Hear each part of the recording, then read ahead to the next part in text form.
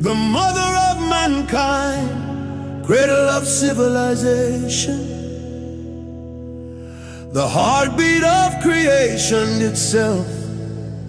Now her children return, calling her name again. Say Alkebulan, Alkebulan, the mother of life, the mother of life, where the sun first shines, where the sun first shines. Rise again, Alkebulan, rise again, Alkebulan. Hey! Oh, Alkebulan, Alkebulan, Alkebulan.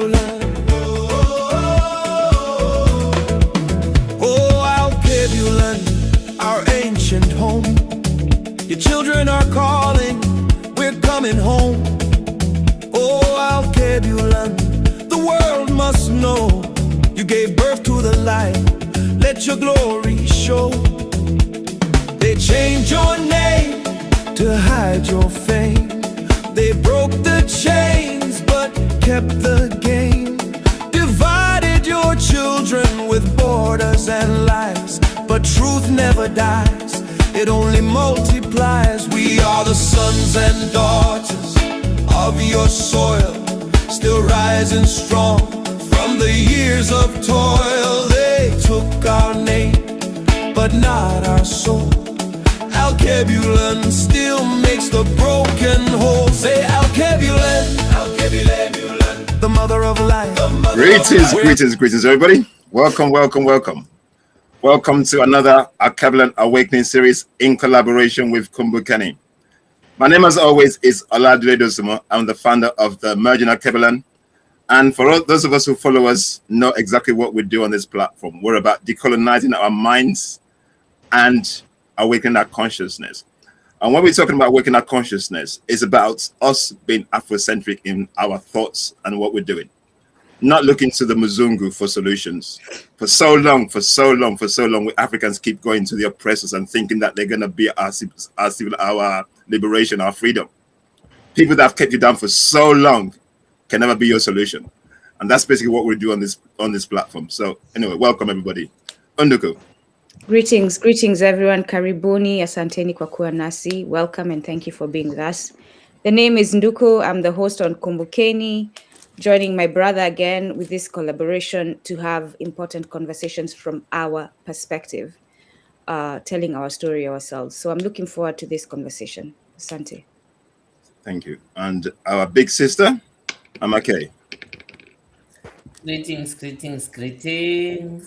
Kumbukeni and Emerging Alkebulan and everyone who has tuned in.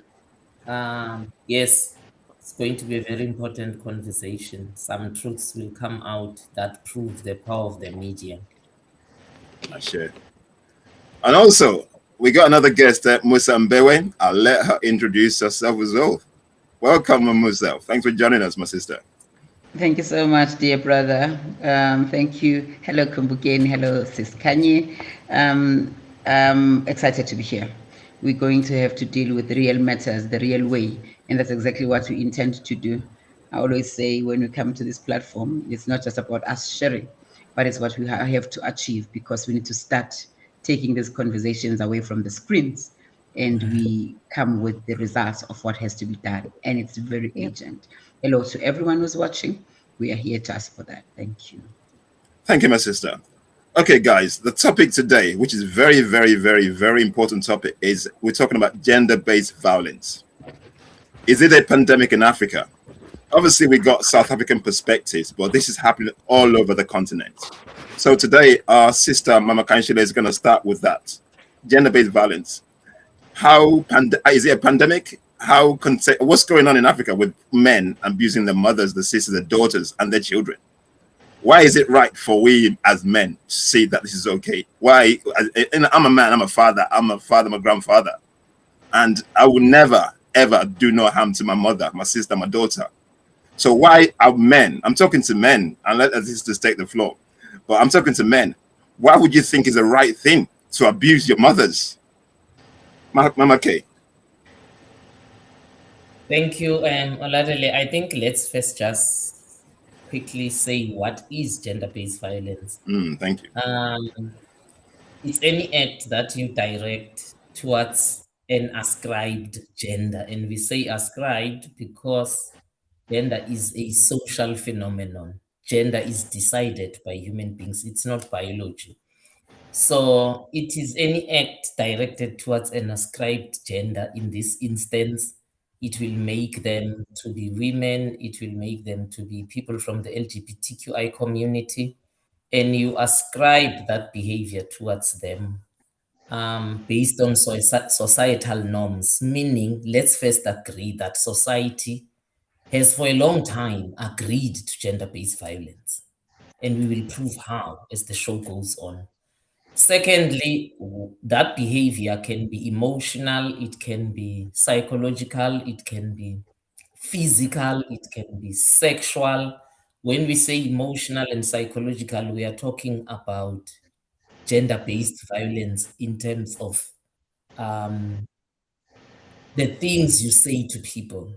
It's verbal. That's the word I was looking for. So it could be verbal abuse. It could go to include acts like rape, could go to include acts like beating, slapping, could go to include acts like exclusion at work because of your ascribed gender. It could go to include acts like exclusion from particular careers because of your gender. It could go and include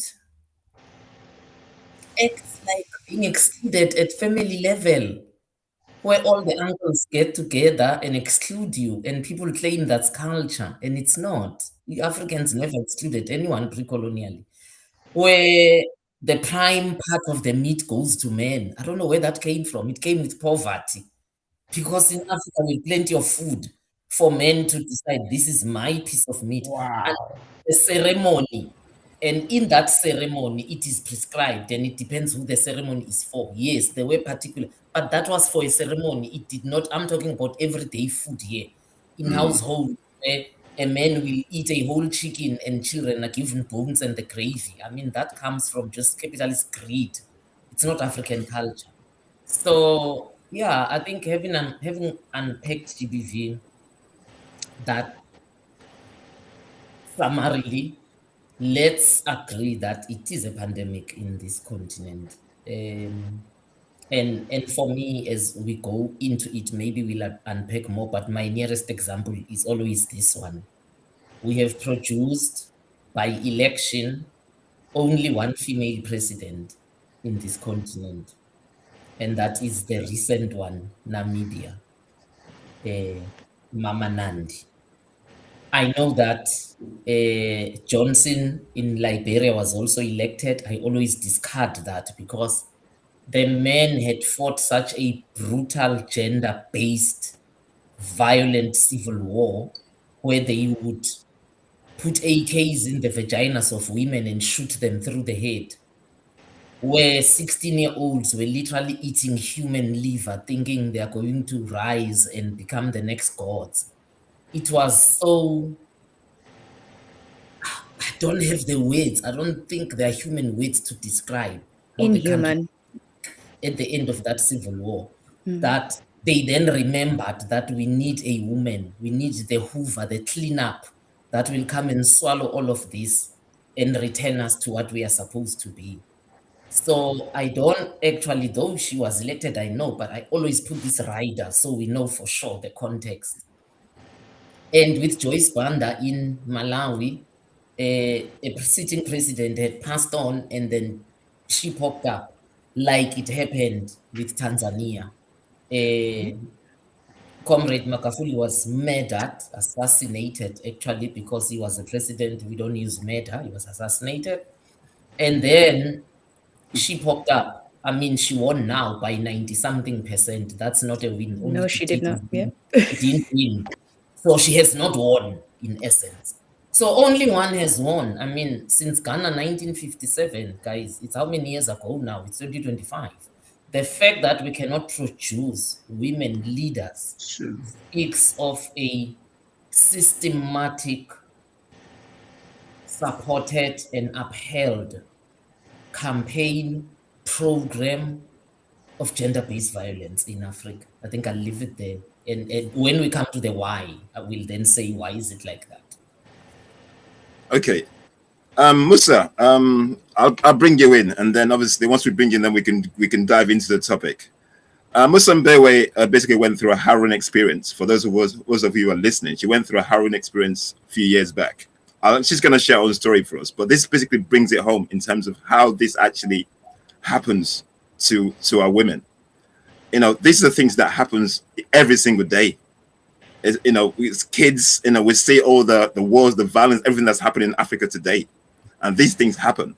But anyway, in our own words, Musa, please share your experience with us so we can put it into context. So before my explanation, come back. Okay, now I will go straight to it. I apologize. I don't know if my screen looks as bad as it does here. No, you look good. You look good. You look Okay. good. All right. I was just, yeah. Okay, so I'm not going to waste time. I'm going to share what happened to me. I'm not going to start where it does not really, sometimes the background also help, but I'm just going to start from where it happened. In 1998, I had started working for Nedbank at that time. Have done well. A girl from Soweto, the dusty streets of Soweto. The space that I come from is called Zola, and when you come from Zola, everybody has an idea of how you're gonna come out as. So because the place is not known for bringing anything that is good or positive. As a result, when you want to sound dangerous, you must tell people that you come from Zola, because that's what people had. And growing up at that time, I just actually looked and I'm like, you know what? I might be from Zola, but I'm not Zola. I'm a person that has got plans and dreams. And for some reason, raised by an old woman who held strong African values. When you come back from school, you're going to clean, you must wash and do all those things. That's how I was raised. Background at home was a very humble one. When you are 11 at home, it's proper. You wake up at the kitchen, that is your space to sleep, and you're looking forward to go home because that's what it is. At some point, the chairs at home didn't even have the legs, you know. So my grandmother used the stones to balance but as long as the house is clean and we can eat. Fast forward. So I studied. I studied against what I saw happening. And I did very well. Started school when I was 4 years. When I was 8 years, I was already in a higher primary. That time it's standard 3. Standard 3 is grade 5, is it? I think it's grade 5. And when I was 11 years, I was the last born at school, and I did I started matric. And because I'm coming from a very humble background, I never got to these things that teenagers get to do, of having to have boyfriends at that time. Another thing, poverty does have a way of keeping you ugly enough for whoever that believes in it. So yeah, I'm talking about the background of what is, you know. So as a result of that, I never engaged in those things. I didn't qualify. Anything that qualifies you to be, which was wearing a short dress, I would not have, because my grandmother would not allow. Having a hair done at the salon, I would not, because we didn't have those things. So fast forward, I started working when I was very young, because I did well. So I finished school at 15 years, and at that time I started studying. I started studying when I was working for Nedbank. I was hired by Nedbank when I was 18 years, and I got my first paycheck, which was big at the time. It was 3,500, I remember, and I could actually afford to have it. Something in my mind, something that I wanted to do for a very long time, was to buy groceries with a trolley, because at home we never had to go to the supermarket to buy. It is when there is no cooking oil, my grandmother will say, take care, go and run and get cooking oil. When there is no salt, you go and buy. That's how we had. And what I wanted to do for my grandmother was to push that trolley. And, you know, so when I got my salary, I went there, didn't even have a car. I packed everything I wanted. And I was like, I think my grandmother, and the things I saw when I visit other people when the schools are closed and they are packing out, I put everything there. I remember getting home, and my grandmother was looking with the tears, happy that my child is doing it. And I felt, this is just so good. I'm going to continue to make her proud. Working for Nedbank at the time, I remember our CEO was Richard Lobsher, and I had the brains that love accounting, economics, and all those things. So we used a calculator called HP12. So you would calculate and do an amortization schedule at the time to balance what is on the system. And this very same girl from Zola said the computer is not accurate this time, because if the interest rate drop with 0.5 basis, it means this is a de-escalation and this is how much it's going to be. Fast forward, I proved to them that what I was saying was right. And Dr. Globes, I wanted to know, who's this woman? So they sent people to come and sit with me. They created a structure called PEX, which is Process Enhancement Group System. And I was sitting there telling them that this is what you do. So they created a system because of this. Automatically, what happened? Money came in. Good money for a cherry from Zola. I started, and I remember I bought myself a car. We never had a brand new car. In fact, the car that was there at home was bought, maybe it was fifth hand, if there's anything like that. And it has never moved. It was just parked there. And I bought a car. The car I bought that year was a Land Rover Freelander, 0 on the clock, baby, tire at the back. I'm telling you, you know. And that for me, you know, every time I share, I keep saying to people, it is not me proving how I made it, in comparison with other people. But I am saying to my yesterday, you lied to me when you said a girl from Zola is not going to do that. When I came with the car, it was delivered at work, Net Park. And so we were following. My aunt was in front, and my grandmother with her hands on both her hips, and she was wearing a thing, and she was like this is on the street as we were coming with this car, my child, you know. And she even said, now Mbewe, meaning even you, Mbewe, you are not a minor, you know, you are not that little, because you're able to produce that. And that was it. When you drive a car like that, my brother, you would get a call from the dealer. You know, they will call and say, hi ma'am, we just want to check if the car is okay. You know, is everything okay with you? I loved getting those calls. At the time, it's just an open plan. So I'd move from the desk. You know why I'd move from the desk? I wanted my white colleagues to be the one that calls me to say it's Land Rover, because even they did not have the Land Rover, baby. You know, so I'd move to have them call me for that. And so you get those calls. And this one time around, I'm trying to also crash to make sure we don't waste on time. I received the call and like, ma'am, we just want to check, is the car okay? I'm like, yes, the car is fine. Sure, yes. Okay, we would just like to recall the car, because we want to see if it doesn't have a latent defect, because we picked up that there is something wrong with those cars. So we'll take it in the morning, but before you knock off, it will be back. I was okay. This tall white man came to my desk, and that alone was something else. I don't know why, even from that time, but I gave them the keys and said, ma'am, we're going to bring the car. I'm like, cool. So they went, and 20 past 3, they called to say, we think we are delaying with the car. So we're going to bring you a courtesy car, and then we'll bring the car when it's late. In my mind, I was like, I'm a cherry from Zola. I've been using taxis before I got this car, so it's not going to be a train smash. I had an appointment with the doctor that day, and my appointment was not something even that much, because now I had a medical aid, so I was going for everything to the doctor. I was just going for everything, just for my teeth, you know, just for everything. So I said to them, don't worry, I'll use taxis today. But if the car is not ready tomorrow, please consider to bring me a courtesy car that day, when everything is just starting to happen. I dropped off from a taxi, which was going that direction, which is going to Zola. And there's a medical center here, and there's a doctor and the filling station. So there was a car that was parked there. It was a silver BMW. For some reason, I drive a same car like that. I don't know why, but it was parked there. And so the guy down the window, like, can we give you a lift? I'm like, no, don't need to. I'm just going across. I'm here to see the doctor. Are you sure? I said, yes, I'm sure. So I got inside. When I got to see the doctor, at the time, you see now when the money comes, that ugly that was there, you know, you start looking also good. There's something, you're able to buy things that suit you, you know. And even the doctor was, for some reason, I remember Mish, he was like saying that, oh man. So when I got to him, I said, you know what, I'm not going to be long because I don't have a car. He says to me, why don't you wait for me, Pindi, and then I'll drop you when I finish. I'm like, you're going to be late. I saw the patients that are out there. I'll be good. It was not very dark, but it's just starting to be dark. When I came out after the whole time that I've spent inside, the very same car was now parked by the gate of the doctor, facing the directions. 4 guys inside. Those guys were decent. They were decent. In fact, I don't understand. In my clean mind, I was like, why don't you just come out and ask for numbers? I'll give you, because there's no way I will answer 4 guys in the car. So I didn't. I didn't respond to them. And as I was crossing, they said, "You are now done." I said, "Yes, I'm done. So can you give you a lift?" I said, "No, you can't give me a lift."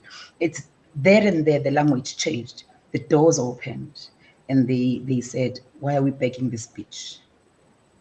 Took me. They grabbed me. At that time, people were there. This one, it's it. People were there watching. So they grabbed me. I remember the buttons, because I was wearing corporate wardrobe, they popped. I was, for some reason, what was happening there was like a slow motion of something I didn't understand. So they grabbed me, put me into the car. You see the space of the front seat and the passenger seat there, in between, how small it was. They pushed me inside, and right there in the car, they were hitting me. I was bleeding, and they forced me to perform blowjob on them at that point.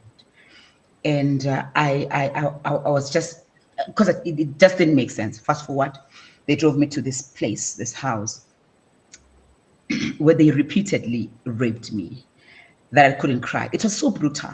It was so brutal. It got to a point where I couldn't drop a tear anymore. I was looking, trying to find this God that my grandmother told me will protect you. And I'm trying to look at my life, at the things that I did and I did not do. Why am I supposed to be here? And I looked and I could not find him. You know, all these songs that my grandmother would tell me about, it just never made sense. But in fact, it was just so bad. When they were done, they felt they were done. You know, when scissors comes apart like this, right? In fact, at that incident, they took my panties, they rolled it like this, they shoved it inside my mouth. They took my bra, they tied my hands at the back. And the whole time with your hands on the floor like this, the pain, I felt as if these parts were coming out, and it just did not stop. The only sound that was there was just of, but it was just tears, and I just couldn't wait for that to end. But I also was looking forward to the end of it, because it was just so much. And then they wanted to, so they took the things, they shoved it underneath my inside. They pushed them up there, and they wanted to know, what do we do with this mess? And the mess was this woman that they wanted to do, and they knew exactly what to do. They decided to take a gun, 2 bullets, my stomach, and they went to dump me by Mzimhlophe railway line. Days goes, not coming back. At the time,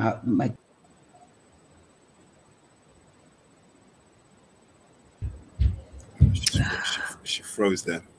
Oh, so she's coming back. Bring it back. Oh, it says. Okay, yeah, I was sorry. It's just the network here. Yeah, so, and they did not know where I was. I'm not coming back. This beautiful car and everything that has happened, nothing made sense. I was there in that room. I remember it was after days when they brought my mom to say, we know where the child is, and they came to find me. At the time, my stomach was open from underneath my breast, going down, because the one bullet was stuck close to my spine, which was threatening mobility, so they could not move it. So I had the drills of going in and out of the theater. So I knew the drill. I stayed so long in that hospital. I remember they said to me, they came in, they said, hey, we want to take the bloods and see if you don't have AIDS. Those years we never had HIV, we only had AIDS, and everything about it was so bad. It was so bad that the stigma, I wouldn't touch you if I thought you had it. That's how bad it was. So they took the bloods, and the bloods came back, and they said, no, your results came back and you are negative. And I was excited. But they told me that you're going to come back to you after the winter period, which is 6 months. In that time, I've never left the hospital, because I'm still going for all the treatment and that. Those ones, when they dumped me, they thought I was dead. So they didn't see a need of doing much into covering the act, because their work was done and it was there. And I remember it was December the 16th, and we are going to the 16th, and I'm coming back. But when they came and they said, ma'am, we're here to take the bloods. I actually knew everything. That's how long I was in the hospital. I knew when the nurse leaves and she's on leave. I'm like, okay, this one is knocking off, so who's coming in on duty? And they say, we're here to take the bloods. I said, okay. which bloods? And they said, no, for AIDS. And the other, I'm like, okay, fine. So I extended my hand so easy because the results came, if they wanted to do that, and they took the bloods. I was coming back from the theater. Usually when you come back from the theater, they don't give you the injection there. They want you to wake up in the ward so they can just, check if you're okay. Then they can give you something to suppress the pain because you would have had a fresh cut or that.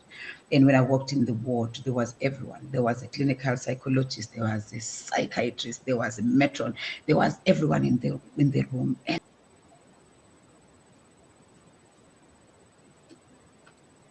yeah, just bear with us, guys. Where she is, she's in Zambia at the moment, and the network's not that bad, but she's coming back. So just bear with us. Yeah sorry. So as they wheeled me from the bed and they were exchanging everyone, I could just see that something is wrong. So they changed the beds, and when you are comfortable, but people are trying to do everything to cover you when you're covered. And I could feel that this is just it. I'm like, okay, enough now. In my mind, what could be worse than what I've been through? What is it? So, and I'm asking, okay, tell me what is going on. You remember the bloods we took? I said, which bloods? Because we take a lot of bloods. Those bloods for AIDS. And I said, yes. They said the blood results came back, and you've got AIDS.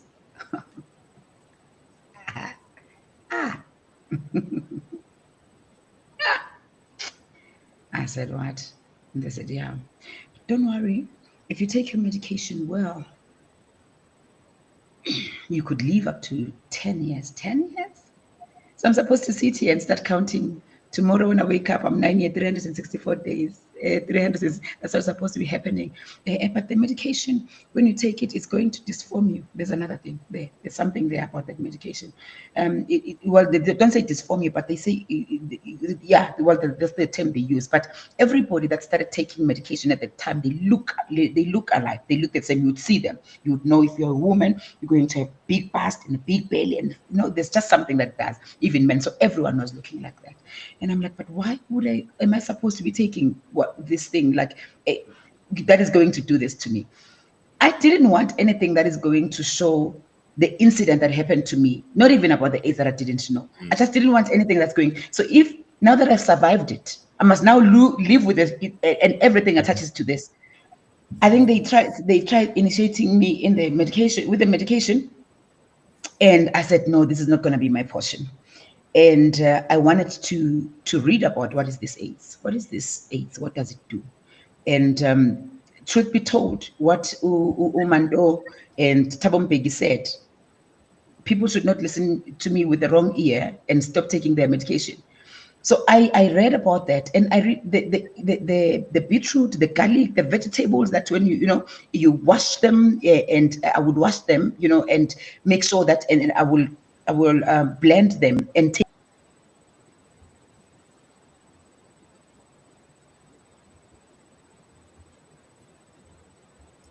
Yeah, bear with us, guys. Bear with us.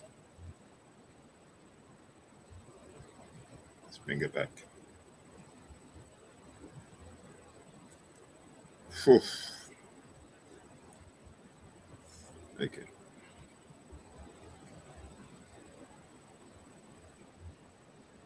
Okay, sorry. Yes, okay. So for 14 years, I managed to stay without taking any medication because I was reading about it. At that time, I did not want to tell my family what was happening because I knew they were going to kill me. They were not informed about this. And at that time, people were dying like crazy. And I'm like, I'm not going to add on that statistic. I can't win that other battle of being brutally raped, of being shot, and now I'm going to have this. This is just not going to happen. But I never told them because of how it was. They were not going to touch me. They were not going, I didn't want that. And so I didn't tell them. Fast forward, maybe let me just get to this point. I managed to remember those ones didn't cover their act because their person, the victim, died. So I remember, how bad it is that if anything is as minute as a smell of a roll on a perfume that smells like that takes you to in this time, as I'm sitting here right now, everything about it. When they say intimacy or sex is spiritual, it's because you can smell everything. Automatically, you feel everything that is happening around. But fast forward, I told the police, I remember where I was. I remember that. First, they got that. They arrested the guys. 3 of them, I'm trying to rush that part. 3 of them died. Take your time, sis. Okay. So when we went to look for them, they found one that still goes to the very same house. It turns out that's the room that he has, which he uses for whatever it is, but he's got a girlfriend that he stays with in the home. So this room is just for these activities and that. And it made sense because all these guys were professional. None of them had a criminal record. None of them. They've not done anything. And as I said, they're decent guys. So when I was saying these are the guys that did this, it made sense to everyone to insult me, to say I'm supposed to do that because I'm a wounded woman who has been through so much, and I'm trying to just make sure I mess other people's lives. Who's saying this? Their girlfriends. I remember when we started going to court, because when they caught them, they were as they were attending the court. This lady, who is one of the girlfriends of this one, when they wheeled me to the court, when the case had started, this lady came and she came close to my wheelchair and she spat like this, and she said, "Do you think my man will fall for someone like you? You know, you're not even his type." And you know. But fast forward on that point, the one guy, when I was getting prepared, I remember Dr. Mzinya Time, his soul rest in peace, he was my clinical psychologist.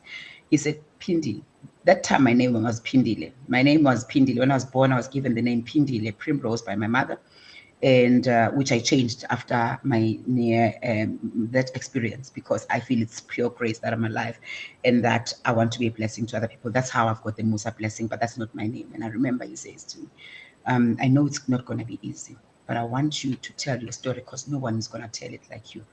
At that time, people who were supporting me were everyone external, not my family. Do you know why? Because I did not want them to know what was happening. So as a result, I closed them out to not be part of the whole process. So it was so lonely, but it was better with the strangers and everyone else, than to let them know what was going on. And on the day, he says to me, "You need to, I want you to, I'm going to push you to that mirror and you must look at yourself and say, there goes that beautiful woman again." Do you know how I feel at that time? I feel like I'm smelling. I feel everything that is wrong. I feel it introduced me to that every time I could just feel that when people see me, even in my pose, that's just how that, and he wanted to bring that thing out to say to yourself, there goes that beautiful woman again.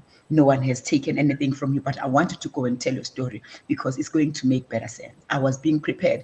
I remember I was actually even undergoing the hypnosis, when they were trying to assist me to prepare me for court, which I don't think really works, because the other thing about the rape, we don't want these books where people are going to be coming to us with what they've learned and they tell us this is how you deal with it, because it has nothing to do with that. It's different. And for some reason, it gets better when someone has walked the journey, because they can, you can relate to that. So that's the reason why a number of people that have been through this experience don't want to go for counseling, don't take the counseling, because you're thinking, what do you even know, to sit there and, but yeah. So as I was being prepared, that day I was supposed to go. The guys are coming up for the court. It's the 4 of them, and they stand there. And this one is busy irritating his attorney, the lawyer, Siskani. And the magistrate gets irritated and says, "What is happening there?" And he says, "Does the client want to say something?" It's yes. He says he wants to say something. So I allow him to speak. And the guy says, he looks at me and he looks at his friends. I remember this as if it were yesterday. He looked down like this. He had the type of tears that dropped directly from his eyes to the floor. It didn't touch any part of his body. That's how it does. And he says, "I don't know about the others, but as for me, I don't think I want to cause this woman more pain." And this is the guy now that became the state witness that made my things easy, that the 4 of them passed. Okay, I'm gonna pack that one of the process that it took. So I had to be very careful with my health, anything that happens, because I don't want people to know that I've got this AIDS now and all that. So This one day I had a pimple that was just here by my navel. It was just one pimple. It was uncomfortable. So I remember I drove to the doctor. And when I got there, I said, no, there's a pimple here that is worrying me. And he says to me, don't worry, it's nothing big. I'll give you an injection. He gave me an injection. Next day, those things were so many. It was pimple, shingles. They starting this way around. I could not do anything. The way I dislike hospital because of the time that I spent there, I decided I drove myself to Malbatin Hospital. Then I went to the doctor. And they took the bloods, they pumped me with IV treatment, and they took the bloods, and they said, you know what, the viral load is way, I don't know how many, what was the number, but what I know is that my immune system only had 2. And he said, there's no way you're going to survive this unless you start taking the medication. And I remember because I was like, because this medication will disform me. And the doctor said to me, I remember her words, because she was a woman. She said to me, it's okay, the medication has been changed. It's better now. It's just 1 tablet and you will keep your bums, because I said, this is how they, So I'm like, okay, will I? Okay, that's fine. I think that's going to work. Let me try this 1 tablet. I started taking the tablet. Every time I must drink it at the same time at night. And that, remember, no one knows at home what is going on. Nobody. So I took the medication at night. The nightmares, the hallucination of these things, that it was bad. It was bad. I wake up the following day, when you want to go to bed, you're continuing with the same dream, and all those, it just never made sense. And the tablets itself are spiritual, because it was just a routine of what is happening. Day number 4, I was not looking forward to go to bed. I wasn't. And I drove to the hospital. It was because the medication was not, you wouldn't get it private at the time. I went to Joburg, and when I get there, before I could actually ask, the doctor said, oh, does the medication also give you nightmares? I said, So what type of medication knows what dreams to give me? Why is this medication doesn't make me dream being in Zanzibar, sipping on some cocktails and being pretty there? Why does it choose the nightmares, And he said, it's initiation. No, don't worry. It's initiation for 1 month. That word alone, initiation. I said, no ways. At that time I was a crazy Christian, because I dumped God, and then, but I just came to this thing, God is making me okay. And I was like, initiation? The word alone was enough. I said, nonsense, I'm not going to take this medication. I went home. At that point, I stopped. I pulled a plug on my life, because everything that was happening, because I'd introduced the drug in my system. So the virus gets angrier. So everything that was there, it attacked every part of my body, that I literally, I know this because I would use this to close here. I was so sick that I didn't have to tell anybody. Everybody knew that was AIDS. At that time, I'm now a consultant at the bank. I was moved from the private clinic to Helen Joseph, which is a public health, from where when they say, ma'am, if you can't take your tablets, just try and have a bite and drink the water. And I wake up where they say, hey, are you drinking the medication or what? We're not here for you, And I had I had C. diff. Now, C. diff is also, it's contagious. So they had to put me in the private room. The room I was in is the room that is just behind the nurses. And I remember this woman saying to me, you know what? There's only one door here.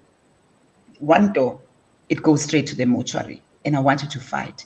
I could have strangled her because I was angry at what is fight, because anything that was there was just my head that was hanging. But even the breast and those bumps that the doctor said I'm going to keep, everything, I was literally bones. The pains were so much, everything. My organs were just failing. And I then had no choice there. They didn't even ask me, do you want? They said, we're going to keep, I had TB in the stomach, which is more because it was not in the lungs and that. So everything was damaged. So they were giving me a lot of medication. They introduced ARVs at the same time with the TB treatment, which is painful on its own. Those are other subjects we're supposed to be talking about, the treatment that has been given to the people. But so they initiated me on this medication. I got worse. I got worse. I remember I couldn't turn myself. I couldn't do anything. I had the Bible at the time, my brother. The only thing I could do with the Bible. I couldn't even recite the Lord's Prayer, which I know by heart. Everything was gone. I remember in my mind, there was just one thing that says, I'm going to live and not die. I didn't even know what it meant at that time. I take the Bible and press where it's uncomfortable until Dr. Spencer came this one day. He came and said, how long is this patient been like this? They said, if we take together with the time, it's over 18 months from the private hospital to here. And he says, if I come back on Monday and this patient is like this, we are pulling the plug. I could hear, but I couldn't speak. So I could hear everything. And so I just left because he was not talking to me. I was talking to them as, and I was there. And lo and behold, Monday came. And when they came, he did not see I was there because it was cold. So I had covered myself with the blankets, but I was literally bone. So he had a tablet and something that he had. So he threw the tablet on top of me whilst I was in bed, and he sat down. A few minutes, Dr. Spencer remembered. And I remember his voice said, sister, how long am I going to bloody wait for the bloody patient? And the sister came shaking, opened the blanket. And when he saw I was there, he said, this is it. You're pulling the plug. Call the family. Call everyone. Call my family. And they said, you can see. There's nothing we can do anymore. You can see her anytime you want to see her. If you want to sleep here, you can, but there's nothing. Because something as small as an injection. So they were pumping me with morphine. So the morphine suppresses your respiratory system, so you can die a peaceful death, because they can't treat. They couldn't treat. There was nothing to treat, So they were pumping me with morphine. And the sister, remember, she came with an injection with tears, and she says to me, you know what? You know what we call this? You know the song that says "Killing Me Softly"? That's what is happening, and I don't want you to take this morphine. Morphine, before we judge everyone because we think we know. I don't know how heaven is if it is there, but there's something that the tablet, as they inject you, it starts from the head. You can just feel like someone is holding you with your hands like this, taking away everything that is pain, and it's so peaceful. You can't wait for the next dose of that because it goes off your system. That's the only thing that sustains you. And this sister is saying to me, you must stop taking this medication. But I can't motivate for you because I'm not a doctor. You need to tell the doctor yourself that you don't want to take the morphine. And I said, okay, I will do. So he said, and ask them for the tablets. Don't drink them. So they came with the tablets. The tablet is purple. I remember the color. And every time they give you a morphine, they must sign for it, and you must drink it there. I'll take the medication as if I'm drinking the water, and I don't. And I'll tilt my head and take those things and shove them under the pillow. From the transition of the peace I was getting from morphine with my body, that was not getting anything now because they are not healing, was death on its own. It was the worst thing ever. I've spent something that's over 8 months where I had no reason to smile. I didn't even know how it was to smile because of the pains that were in my body. And when Dr. Spencer came with his plan of pulling the plug, and they realized, because at the time as they willed me, when my daughter came, the doctor said there's something that is not lost. They had to resuscitate me back, right? Because after the disconnection, the time that was so long, and they so sure it was done. The doctor said, but there's nothing you can do. Even if you can do that, you can't treat. So take her to go and die at home. So I was taken to go and die at home. Fast forward, I never did. I think that's something else on that. But I remember the first time I wanted to eat something, I wanted the chicken feet. My mom ran as if she was a young child. She ran to the station because I needed something to eat. And then because they had to now, when they discharged me, I had to have the medication, but it was also with the morphine. So they gave me the ARVs and the TB treatment. It was a lot of treatment. I was this patient that other patients, when they see me, when I was already discharged, they would say, no, push her forward, this one. That's how other patients who were there in the queue would say, there's no way you're going to sit with this one. When they needed to initiate me with the training, and this lady said, there's no way I can give counseling to this woman. This woman must go back to the hospital because that's just how it was. But fast forward, and my mom went and prepared that. She was so happy. When after, I think, over 5 months I've been thinking, my mom, I stood up and I lifted my head. My mom was clapping hands as if I'm a baby to say, she lifted lifted her head. That's how bad I was. People would come, to see me at home, and they look at me and they couldn't. My stepdad would stand outside and call the women that are going for prayer and say, come and pray for my child, she's dying. At the time, things were happening gradually, and I was recovering a little bit, although it took time. Fast forward, spark that one on the topic that you are in 4 years ago.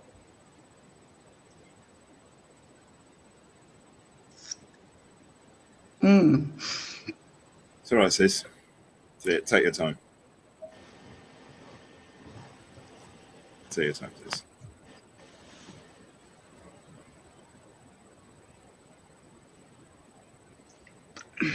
Four years ago was load shedding. So my daughter calls me. We had a funeral. We had lost someone at home. One of my cousins. So my daughter calls me and she says, "Mama," I think it was about 2 or 3 in the afternoon. "Mama, I have not done. No, I forgot my laptop and I need to submit my assignment today. So please take me." I said, "Nonsense, not done assignment. There's no university that's going to give an assignment that needs to be done today.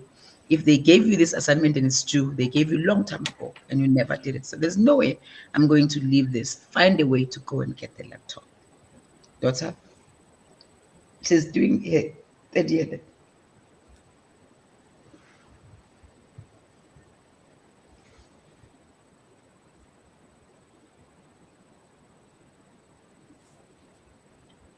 I think she lost her signal again. Yeah, oh, she's coming back. She's coming back. Yeah, she's where she is.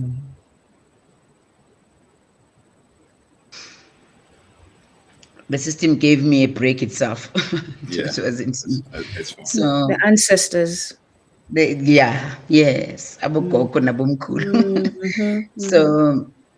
So she called a boyfriend who is a 4th year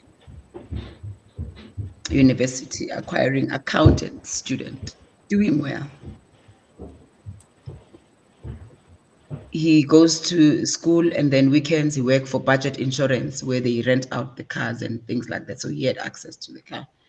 They came to me because he came, and this young man, full of respect, he's a Zimbabwean, and he came and he knelt there because I'm a very strict parent. I'm like, there's no young man that's going to stand up, because I was sitting in the car. Say, "Hello, Mama, I've just come to pick him." Like, "Why did you accompany this one that didn't even go and get the things?" And it was just okay. So we finished late at home and I went to my place. 1:15, somebody jumped my gate and is knocking on the window because my phone stays on silent. It's my brother. It's Pindile. Like, "What's going on?" Vula, open the door. I open the door, says, "Get dressed." I was dressed. I'm like, "No, so get dressed." I was wearing a night. I know it was also nothing else. I said, "No." My first question was, "Where is Mbumi?" I wanted to know where my daughter was. And she says, "Ukhona." I'm like, "Where is Mbumi?" But I could see that something is serious. And I'm getting into the car and they're driving me.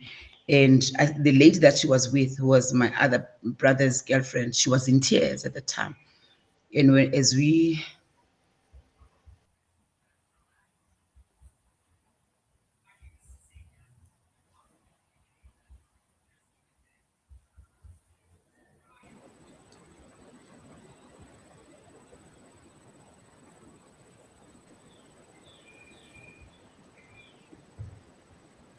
came from the corner, there were cars and this yellow strip they use to close the street there. I didn't take notice of the foil there, because what happened is that when they came back, it was load shedding. So the young man was going home, and as they parked there, the guys came with the guns and they knocked at the window. The others were on the side, and the others were on the side of my daughter. And so the young man opened and like gave them the keys. I think he was scared. As he was running away, they followed him and they shot him 2 bullets. He died. at the gate at home, and they took my daughter.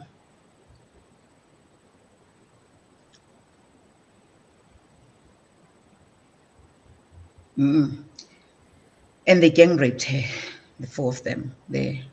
She says, Mama, I didn't even know where I was because they'd closed me with a packet or something, so I didn't know.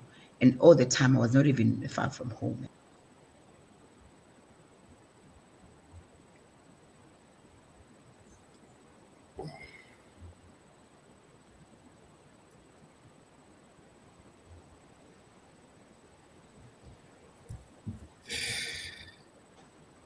She's saying they asked her her surname, and she's saying, Mama, I was even saying to them, because they were older than her, and she says, I was even saying Malume to them, and that didn't work.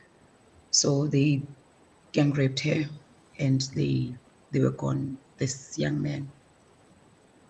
So when I arrived, I didn't see the foil that was there because I was just looking for my daughter, and she was inside the police van. I came in. When I came there, she says, Mama, they shot Arthur and he's dead. So I went and I moved the tape and I opened. I saw that young boy lifeless there. So we had to go to the scene because they asked me to a thingy, and the police were saying no. We went to there's a clinic called Ntabiseng where we had to stay with her. I didn't know what to say to my daughter because she was there and she was not trying not to cry. She was just the biggest problem that I think she had at that time, because they took their phones, they took their laptops, they took the car. So the police are saying to me, no, please wait for us, because it was a Saturday morning. Please wait for us. We will go and find the family on Monday. I said, no ways. If the tables were turned and my daughter had died at the gate of this child's home, and I'm going to wait for the police to come and tell, that will never happen. I came from the hospital still wearing nothing, and I called someone to say, just come and drive me. We went to Facebook. We're looking for the contacts of anyone, their friends and anyone, trying to find the mother, so we can just at least let her know where good behaving son is, So my daughter couldn't go and sleep and dig all those things. They did their test, and we went looking for her, and we found a trace, and we got to this place in Sandton. When people say Sandton, you would think everybody is living okay, because Sandton is, Sis Khanye will know, when you say you stay in Sandton, got to this place. It's rooms, man. It looks like it's just one room. The room is like so small. Before we got there, we sat outside because the mother went to church, and she came back. She said, where is my son? Oh, it's my son.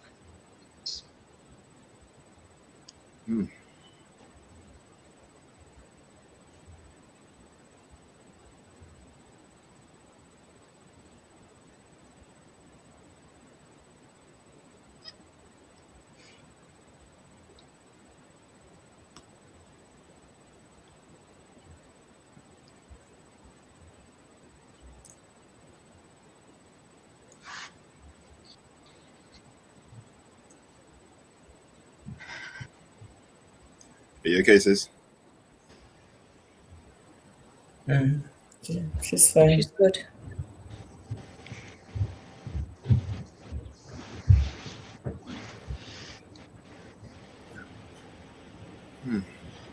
Before we could answer, she was already rolling on the floor with her hands on her head. So I had to tell her, because the Mamdlomo who accompanied me said, you're gonna have to be the one that does it. My daughter was there from the very, because I wouldn't leave her and come and say this what happened.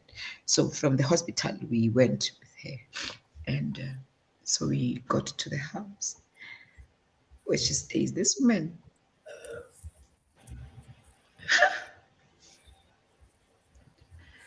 stays with the two sons who are not young. She sleeps on the bed here. They sleep on the floor. When you are sitting,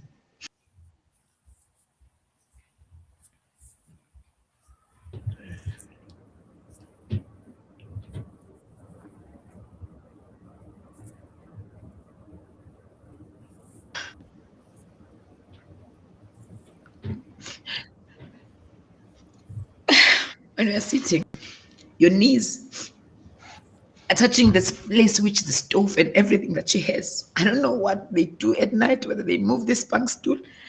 And this young man was the only hope that was close to taking her out of where she was, because he was doing her year number 4 as an accounting student. He is gone. She's got no plan.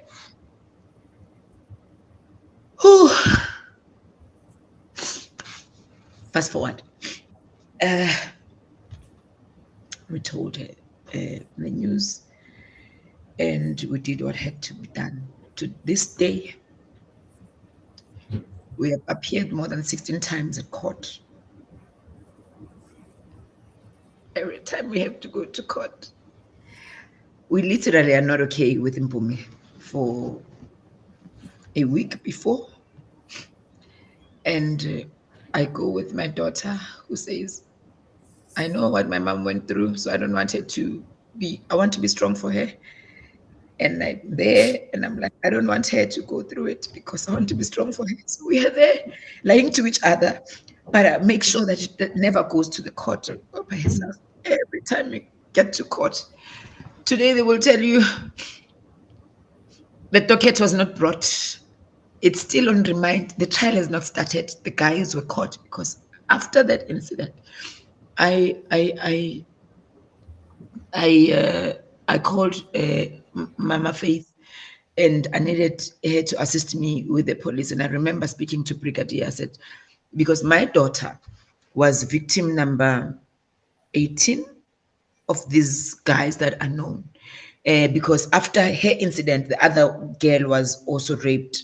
So they had this belief that when they have shot and killed a person, when you sleep with a woman, you cleanse yourself or whatever, the darkness. I think that's what their nyangas tell them or whatever.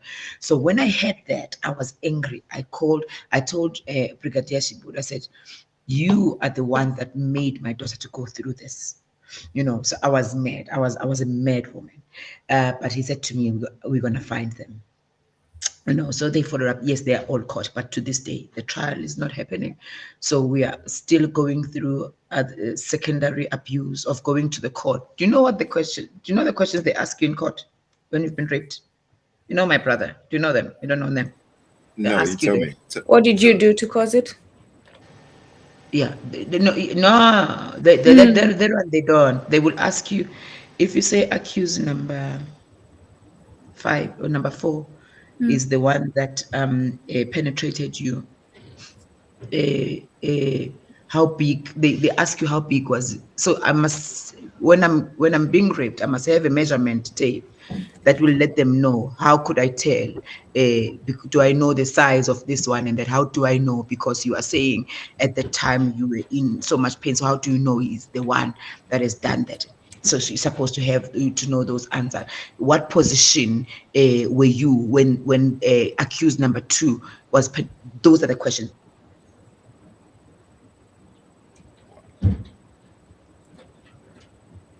Wow.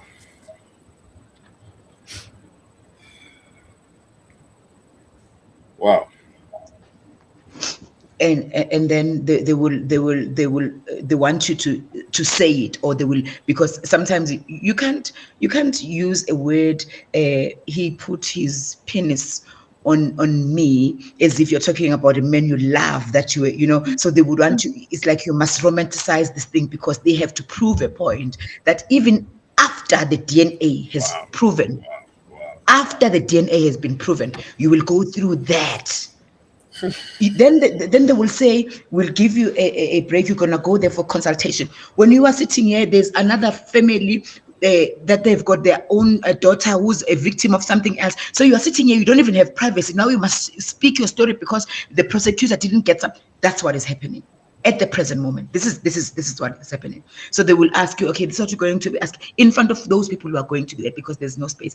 Even the way the issues of yeah, can I pause here maybe? Yes. Yeah, you can pause it. You can pause it. Yeah, Yes. that's fine. Thank you very much for your story. Yeah. Mama K, I'll pass it over to you. Why? Why do you think this is happening? That's the question. I think firstly, we feel your pain, Musa. Sadly, it's not an isolated pain, it's a pain. Women from Cape to Cairo and from Morocco to Madagascar would talk about some even worse stories than this. Yeah. Why is it okay? Before we get to the why, Musa said the people who rape her daughter do that because they believe after they've killed someone and they sleep with a woman, they get cleansed because that's what their inyanga tells them. So, for the sake of the viewers, let's correct that language, please. Inyanga, translated into English, is a healer. No healer can tell you that. So they don't consult healers. Bushire is not a pastor. He is a demonic, evil, possessed person. Those people are not Izinyanga, they're not healers. They are just in Bushire's league. You get those people in religion, you get them in spirituality. They crossed the line long ago. They are evil. They are not here to heal anything. They're here to break everything. So, yeah, I thought that needs to be corrected. And then, why is it happening? You can't separate neoliberalism and gender-based violence. The sooner women understand this, the better. And actually, all Africans, because the issue with following a socialist state is more a Southern African passion. East Africans have been convinced that Russia is evil. Therefore, because socialism was first practiced in Russia, socialism is evil. They hate Russia. They don't know why they do, because CNN said so. So is West Africa, so is North Africa. The only people in this continent who can stop and engage you when you say capitalism versus socialism are Southern Africans. And they also, because of the history of our struggle, because we were supported by socialist countries. And while I'm not advocating for Marxism, Leninism as was practiced in Russia, we need to get our own brand. Cuba did, it's just that America would not let them breathe. China is doing it the Chinese way. We know that's a mix of everything, but they call it Chinese socialism. So we need to get away from neoliberalism, people, which is the highest stage of capitalism. It is embedded within neoliberalism that violence is part of the system. It's not just GBV. It's violence of bigger nations against smaller nations. That's how capitalism was built. That's how colonialism happened. The stronger and bigger nations attack the smaller ones. And then the man who works, because that's how capitalism developed in Africa, they put the woman aside, who initially was the agriculturalist. They made her to be pregnant and barefoot at home, unemployed. The men brought the money. So it gives them power immediately. So the powerful, who is the breadwinner, who is the man, will then unleash the violence to the woman. But he is suffering his own violence at work from the white man, or even within people of color, there's violence, by the way, it cascades, because in South Africa, colors were told they are second-class citizens, Indians third, and we are the scum of the earth. So sometimes you feel that violence as an employee from your colored and from your Indian supervisor or employer. So it cascades. It's neoliberalism is a violent system. There's no two ways about it. Neoliberalism is a system that says it's okay not to tax the wealthy, and no one's taxing the wealthy, by the way, in the whole world. It's not just Africa, it's just that in Africa we cannot afford it. But no one's taxing the wealthy. States go after pay as you earn, or they go after what we call regressive tax. instead of saying there's a shortfall in the budget this year, Enoch Godongwana, the Minister of Finance in South Africa, will say, oh, okay, we have a shortfall. He will not say, how many companies doing business here have made money out of slavery? Heineken is one of them, by the way. They did make money out of slavery. So let's leverage what we call a reparations tax and get money from them. How many of these companies are $1 million company? No, they will say, who are the powerless? It's the pay-as-you-earn people, the citizens. So how can we leverage more tax? Let's come with taxing alcohol, taxing cigarettes. They call them luxury products. The capitalist system is so violent. I'm not promoting alcohol, but people need that. You know, they need a break. But they will tax that, and then they will say, what else can we tax? We think they have a lot of cars. Let's have a fuel levy. What else can we tax? Let's add tax to any sales, you know, include sanitary towels there, which is a necessity. People must pay VAT. Those are aggressive taxes, and we will understand this. So it's a system that is so violent that it promotes within itself for the stronger to eat the weaker up, for the stronger to emit their frustrations on the lesser. So for as long as we have neoliberalism and we are not taxing the wealthy, we are moving social services, or what we call care, onto the burden of a woman. People think this is not related to rape at the end, what happened to Musa. Oh, it is very much connected. When you don't tax the wealthy and you tax the poor and you make them even more poorer, on the go on that household, we are bringing conflict, because Bob Marley has a song. He says some people have hopes and dreams, some people have means and ways. People who have means and ways don't have time for morality and ethics. It's a fact. They're trying to survive. 1, 2, that burden falls on the woman, which means it frees the men even more to go and have hope and have dreams, but the woman cannot. She said when she was telling a story, I grew up the traditional way. It's actually not the traditional way. It's a neoliberal way.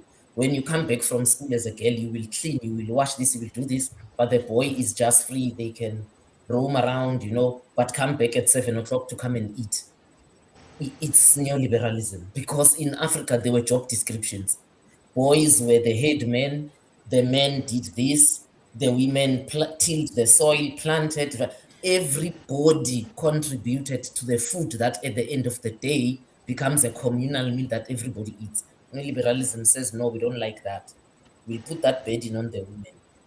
Because we don't have enough money as the government, because we are not taxing the wealthy, we are going to cut on spending, on education, on health. So when people are sick, it will be the women that look after them, unpaid. That's why we talk about unpaid care work.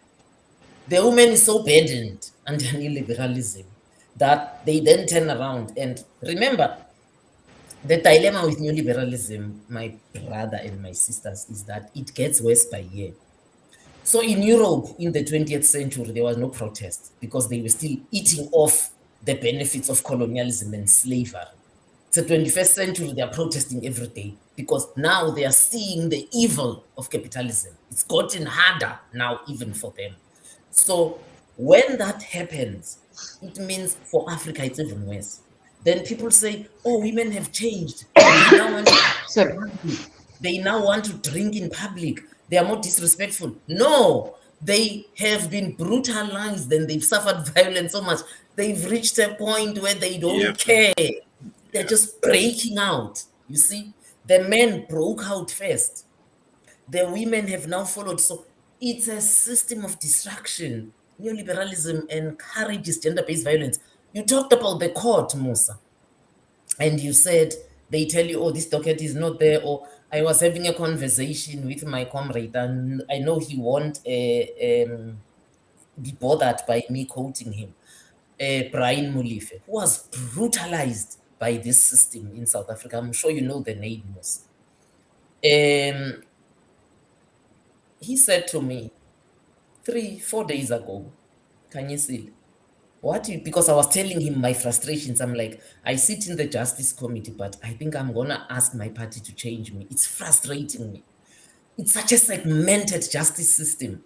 I can't ask the Minister of Justice, do you think it's justice for young boys to be raped in jail? She will tell me, oh, I can't answer that because there's a Minister of Correctional Services. And he's correct, but for me, that's not justice. You are Minister of Justice. If I ask him, do you think it's okay for our police to be chased down the streets? Sorry, Oladele, but that happened by armed Nigerians and be shot at. He will tell me, yeah, I hear you, but I think the Minister of Police should answer that, and the one dealing with Home Affairs and Immigration, they should. You understand? So in the end, what is justice under neoliberalism, Musa? It is the court drama. That's what I call it. But Brian Mulife had a better word for me. He said, Khanyisile, justice. He said South Africa, but I understood it's neoliberalism. He said, it is not justice. It is law. So it is a court of law. It is not a court of justice. The two things are not the same. I see Musa frowning. That's why you can't represent yourself. You suffered the rape. You were abused. You were shot at. But the case says what? The state versus your perpetrators. Not Musa versus the perpetrators. It's a drama. It's a court of law where the drama plays out between which lawyer is smarter, which lawyer can speak better English, which lawyer has memorized that Latin code of words or Roman Dutch law or English law better. It's an act. It is not justice. When Brian said that 4 days ago, I was just like, now I understand why I hate being in the Justice Committee. It makes me so uncomfortable because I'm not a lawyer, I'm a criminologist. I approach the law from a social justice perspective. This thing is about statutes. Law number so and so in 1880 who did this, so because that was permitted, now it can be permitted in 2025. It is not law. It is not justice, sorry, it is law. So we don't have justice in neoliberalism, we have the law. The two things are not the same. That's why the Afrikaners did not even pretend about it, Oladele. Before 94, they had Minister of Law and Order. You know, it is about the law and keeping the order so that capital can flow. Neoliberalism is not bothered about how you were impacted, Musa. It is not bothered about the wound you are carrying. It's not bothered about those people can even go to court depending how smart their lawyer is. They can each get 5-year sentence and there's nothing you can do about it. You can protest, you can appeal, but hang on. Haven't I suffered enough for me to be going through appeal and ordeal, seeing a lawyer, telling me about that law and that? No. So this is happening, Oladele, because these are courts of law. For me as a criminologist, I talk about reparative justice, restorative justice. I want the person who suffered to heal. I want the crime to fit the sentence. No, in a court of law, the crime does not fit the sentence because it depends how smart your lawyer was. In South Africa, actually, the joke is it depends if your lawyer was an Indian, because for a long time we had good Indian lawyers. So if you have a good Indian lawyer, you will be declared scotch-free even if you are guilty. That's the thing with neoliberalism. It doesn't mean because you are found guilty and you are sentenced to 20 years, you really did the crime. It means you had a lousy lawyer. It doesn't mean just because you are scotch-free, you are not found guilty. You are actually not guilty. No, you had a good lawyer. In between, yes, you find cases where, yes, the person was really guilty. In between, yes, you find that, okay, this sentence really, befits the crime. It's not a norm. It's a court drama, and it depends who acts better in that court. I think I'll leave it there. I remember when I took my pre-law classes, asking the professor who was teaching us criminal law, was a criminal law defense lawyer. And the stories he was sharing with us were so horrific. And I said to him, how do you sleep? How do you look yourself in the mirror? And he said, I'd sleep just fine because I know I followed the law. Exactly. Sleep just fine because I know I followed the law. He represented, one of the stories was a man who killed his girlfriend, cut her head, and cooked it for guests in his house, the head, and served it to people in his house. That's the type of people he was representing. And he said, as long as he's following the law, the word of the law to defend the person, he will sleep fine. So this is the system we have. As long as they can maneuver and strategize and block the loopholes, and that they've done well. And so morality is completely taken out of the case. Humanity is completely taken out of the situation. It is a game, like Mama Khanyisile said, it's drama, it's performance. Who can perform the best? And then the judge decides. Like, we think we are watching American Idol and that's the only drama. No, the court system is drama. Yes. And your story, Musa, is evident to that, because why else, other than entertainment, to those who are watching, are they asking you the size of this person who you know? But by the way, I forgot to say one thing. I talked about this, and I think Musa listened to it, because I spoke on GBV at the start of the 16 days on behalf of MK Party, and I used the same arguments that it's liberalism. But I used one other fact, and I could see everyone at Parliament just stop and look at me like, huh? Yeah, so that. There was a time under capitalism in Europe when you were raped, Musa, the judge would ask you, I'm not making this up, how far was the penetration? Like, how many centimeters in? I'm sorry, I don't know what happened to your sound. Is it on my side? It must be on your side. We can hear her. It's on your side. Just when I want to hear. Okay, you hear us now? Can you hear me now? Okay, from 5. Okay, I'll find the headsets. I think it's good. Okay. Okay, let's give her a chance. Yeah.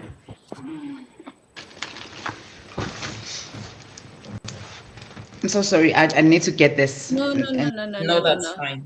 No. Oh, you're back now?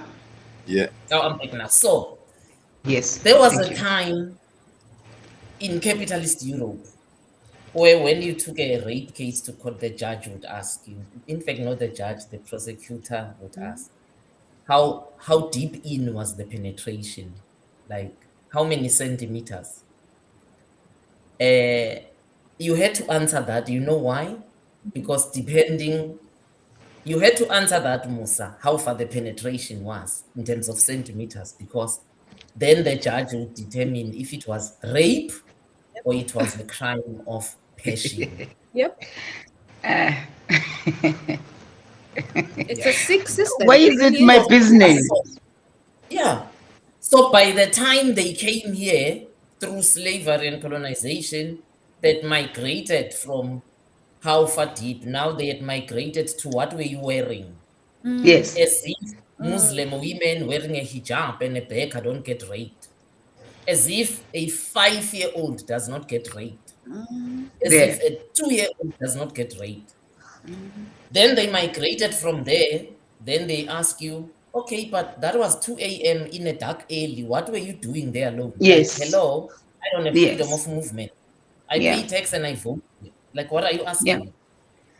And then they migrated. I mean, they just keep shifting the goalpost, you know? And for me to show you that this is neoliberal, how do you even ask a male policeman to deal with a survivor of rape? I don't even like to use that Thank word. you. An insulting word. Nobody survives rape. We just make ourselves feel good when we say survive. People take rape to their relationships, to their children, to their marriage. The rape becomes their relationship with alcohol or drugs. It becomes their relationship to that gender that raped them. I don't want to say to men, because now even boys get raped, you know, although the scale is not as large as we see from the male to the female, but boys do get raped by other men. But also there are women who rape young girls because of rape. If I am 40 sleeping with a 15-year-old, it is rape. What are they consenting at 15? You know? So nobody survives rape, but yeah, it's neoliberal. I think at this point, what is more concerning for me is that we have not really started the conversation of the reality of continuing after the incident, because that's where a lot of immorality comes from. The very same woman is supposed to bring up a child that understands what respect is, what love is, and everything is. You're talking about a person. I said that, I mean, this happened to me years ago, but there are days where I cannot face it. There's days I cannot handle it. There's days that you'll have a trigger. And what happens at the time, you're not thinking of what is, it places you at that incident. So every time you have a constant fight to say, I'm going to beat this. And I'm supposed to concentrate. I'm supposed to be a woman with proper values, because all of you are expecting, everybody else is expecting that there must be the way you carry yourself. You know, I have the one battle of saying I'm going to wake up and at least face, and sometimes it's hard. Sometimes you don't. Sometimes you don't make it. You know, I don't watch TV for a lot of reasons. That's why now I'm glad there's YouTube. You'll write there and say, Kumbukeni, and you'll get the content that you want. So you don't watch anything that is going to come there. So the society that we have right now, we've got all the names that we call it. But the reality of the role, which I think this is still supposed to go there, my brother Ola, that how do we get to this level of barbarism in these acts on its own? After you have raped a person and they're dead, and you still take them and you hang them, I think this is way beyond that. I think there's something that you're just not touching in it that we need to get to, because, I mean, it's done. That young girl was hanged after she was killed already, and they hanged her there because they, you know, it's the level of barbarism. But also, we still sit. I was with the kings. I'm here for the royal with the royal leadership and that, and they are talking about issue of the gender-based violence because they touch on it. It's relevant. So when they mention it, they're going to look like they understand things, but they will say that. And their first question is like, but Nani, even you women.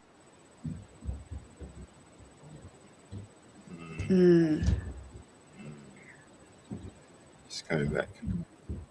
So I have 15 minutes remaining on my battery, so I'm going to switch my video off and just get my battery and plug it in. Okay. So, you must stop the things that you are doing which aggravates us, because a man should not be treated like that. When the way you would be speaking with your man. Yeah, we heard you, Khanyisile. We did. The way you would be speaking with your man, and to expect that man, what do you think that man is supposed to be doing? Sorry, I have 15 minutes remaining on my battery. So as you continue, I'm just going to switch my video off and plug it in, but I can hear you. The charger is no, it's okay. It's all right. It's fine. Yeah. And we are not dealing with that role that is left vacant of who I said last time when we spoke, Kumbu, I said, we have gotten to a point where we want to believe as women that it's okay for us to do without men. It's a lie. It's not okay. But this is what it has done to us. Yeah. But that's not the reality. You're right. If we're not going to deal with it from the part of the reality that at the end of the day, we do need men.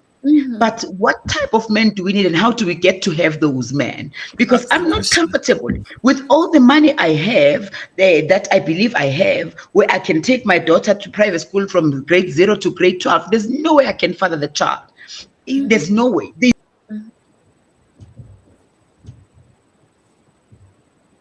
Yeah. And as Musa is coming back in, this is why I say this conversation needs to be a how do we heal the family conversation, not how do we heal the woman, how do we heal the man, how do we heal the child, how do we heal the family conversation. It's deep. Exactly. It's very deep, man. It's very deep. Because the young men. Yeah. Yes. Because when you look at it, it's the same men from a particular home. They basically bastardized to go out there to do these things to the girls. Yes. It is also the what we call it.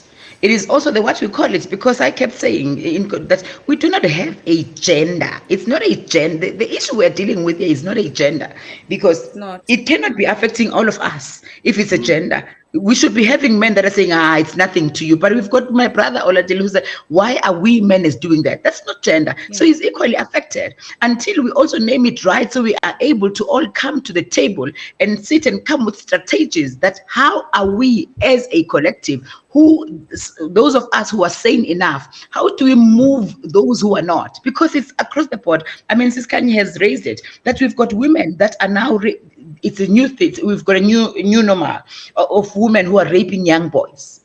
It's been happening. It's just now coming to the front. It's getting worse. As Mama Khanyisile was saying, Musa, this is neocolonialism. And what it does, what it's really genius at doing is keeping us talking in separation instead of uniting and talking in a powerful way, right? So when we say gender-based violence, it becomes now a woman thing. The men are feeling left out. So guess what the men won't do? They won't support us, right? Because now they're feeling like they're being attacked. So the men won't support us.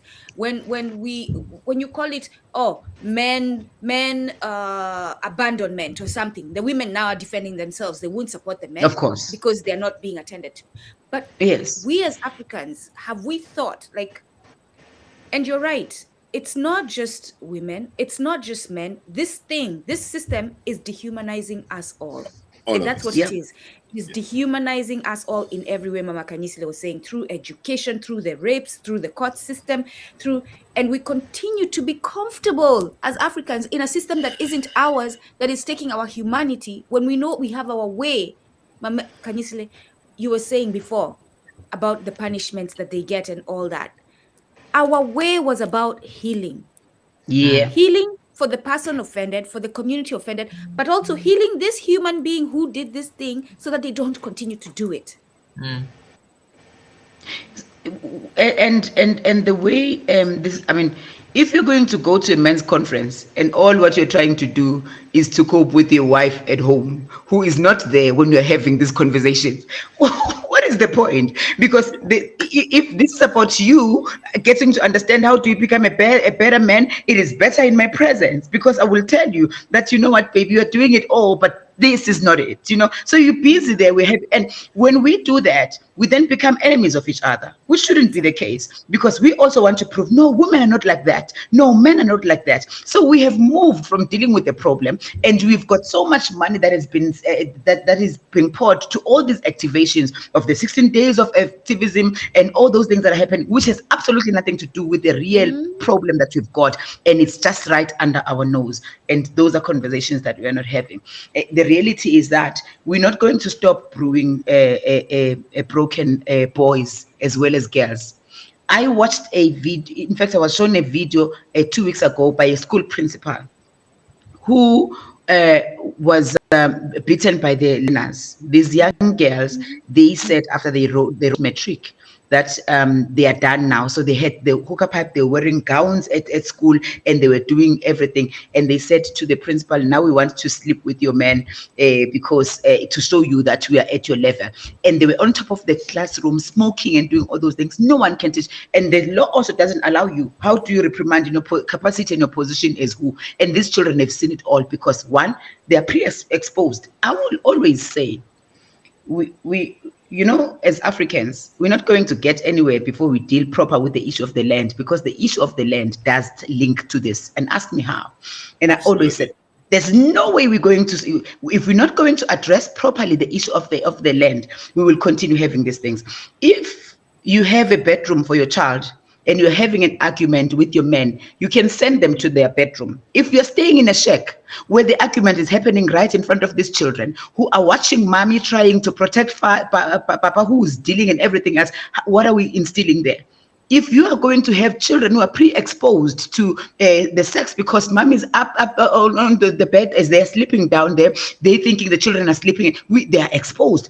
And that's where the land comes in, because when the issue of the land is addressed, you know that you are 16 or you are 18 or you are 20, you are big enough, go out there and work for yourself and start your own family. So that is this issue of the space as well. So all these things are just the fruits of the reality of the challenges that we are not looking at because we are facing it. So there's a lot of things that needs us to have the sober in a thing, because the pre-exposure and all those things that are happening in front of the children, well, we can give them morals, but if they will hear the argument that is, even if you're not beating each other, but the way you're going to be talking, because you can't send them to their room, you also don't have a space for yourself, because when you want to go to the toilet at night, you're going to use the very same bucket in front of this child.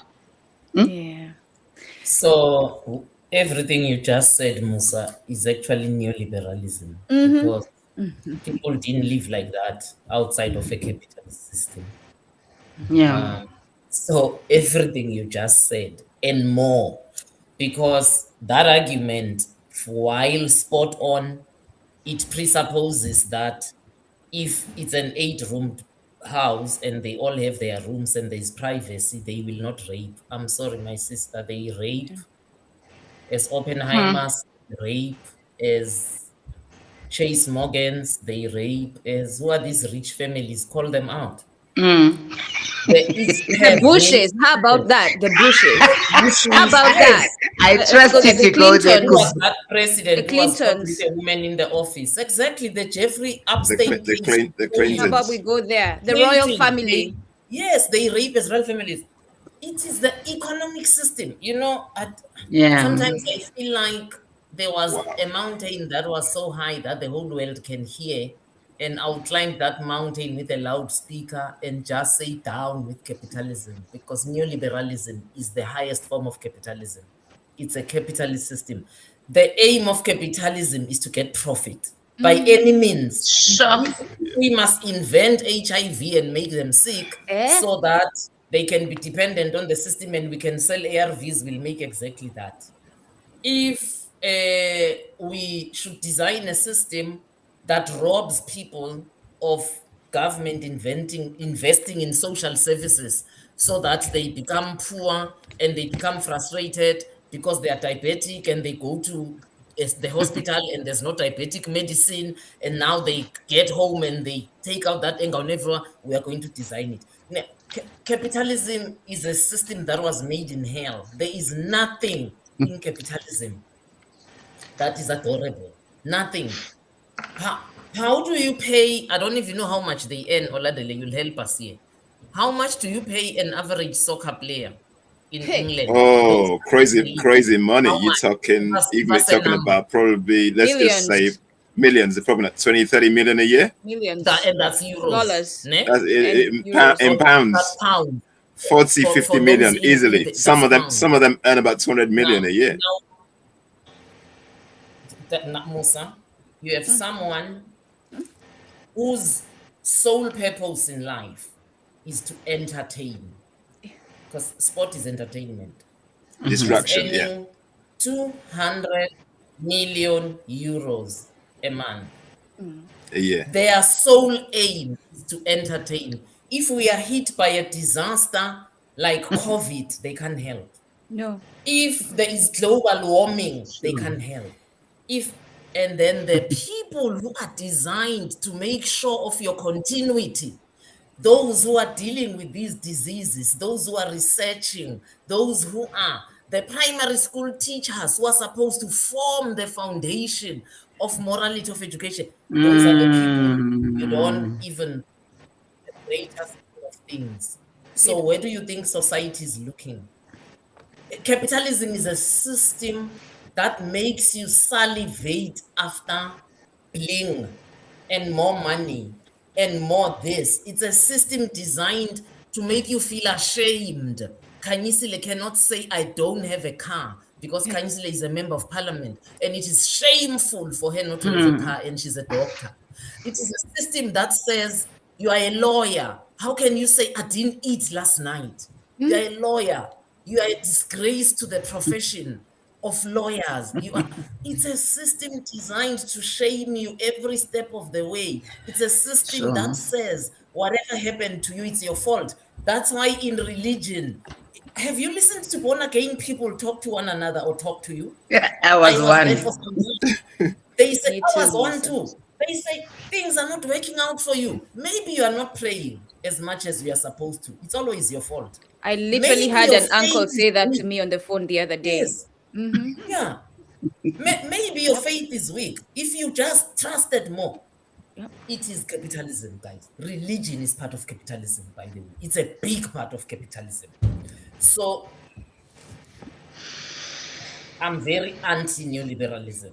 I can't help myself. If I'm given a topic to speak in parliament, it doesn't matter what topic it is. I find a way to bring it back to neoliberalism because that is the evil in the room. Yeah. It's the evil in the room. It is. It is. Capitalism is a system that says in South Africa, the ANC won 39% of votes. Why are they in government? How are you governed by someone who won 39% of the votes? Yeah. Neoliberalism will say, okay, they still got the most votes than the people that followed. No, The maneuvers. re-elect, go back. You have no leg to stand on, dude. Utole 39%. You got 39% of votes. You are not government of the country. Get that through your thick skull. You are not. But capitalism says that's how we work. If the party that got the most votes got 10%, it will form an alliance with those that got 9% and 8% and 2% and 1% until in the end we have a government that works, a government of the day. That they are espousing for totally different things, it doesn't matter. As long as we have government there and capital is waiting to make money. It's all about capital. You voted, it didn't go well. Listen here, South Africa. We really, excuse my language, Kumbukeni and Me? we don't give a shit. We are capital. We want to do business. On Monday, South Africa must be open. Right? Business. So I don't care how you form that government, Ramaphosa. If you must go and kiss the hand of the Democratic Alliance, you will kiss it. Yep. And you will lie in bed with them and make a government. And that's probably how the calls go capital too. Want exactly. I hope Musa comes back in because I was going to, as we continue to expose the system of neo-colonialism and capitalism. No, yes, it's the same. Right? It's the same system. Neoliberalism. Neoliberalism for them. Neoliberalism. Yes, yeah. All of it. So this issue, and I hope Musa comes back, this issue of again, now we're going to the pharmaceuticals, right? The medication produced, giving her nightmares. Like, you're supposed to be healed, you're being given nightmares. It is causing you now mental issues. And they tell you they knew that, but they didn't tell you before. They are asking you now after. Unduku, as I'm listening to all this, I'm just, I'm just sitting there thinking all these things are tied together. They're basically all mess. It's a mess. Yes, Musa, we're talking about the medication and it being intentionally designed. And for those of you who haven't read, 2 books I'm going to recommend right now as we talk about this subject. Number 1, Urugu by Marimba Ani. It may seem extreme, but please patiently look through it because she's telling you. Sorry, you need to write it because your pronunciation in that of Southern Africans is not the same. So I know because I've read it. So please, someone write it down. I'm doing it now. Thank you. But she explains to you, and Africans, my brothers and sisters, Wana Ubuntu, you must read this book to understand your enemy. She explains to you why white people move the way they do. We're not talking about your friend who is nice to you, white man, or your girlfriend, white girl, who's nice to you and you hang out with. We're talking about the system of white supremacy, the system of whiteness. That is what we're talking about. So don't come for me with your, I know good white people, I don't give a shit, like what Khanyisile said. I'm talking about the system of whiteness that is dehumanizing. The book explains why they are the way they are. And because we have been in, no, that's not the spelling. I'll write it. Is it? It's Yurugu. And Marimba is Yurugu, Marimba. Ani. And we have been infected by this culture. And you know what? Let me make it simple, right? When a virus infects you, it causes symptoms. And it's funny that we're talking about a virus, Musa. Look at this. Full circle. Yeah. It's funny we're talking about a virus, right? The symptoms show. When a virus inhabits your body, Yes. the symptoms show. What virus has inhabited our body since the invasion? Whiteness. Capitalism. But led by who? Right? Led by who? By Europe. By Europe, right? And they had gone for years, which is Yurugu explains, they had gone through years of dehumanizing amongst themselves that detached them from their humanity. Yeah. And they did not take time to heal. They did not take time to heal. They came out of that survival mentality, wanting to inflict on others the same thing they had gone through, because now they are mentally messed up. Right? They did not take a healing period. They came out with that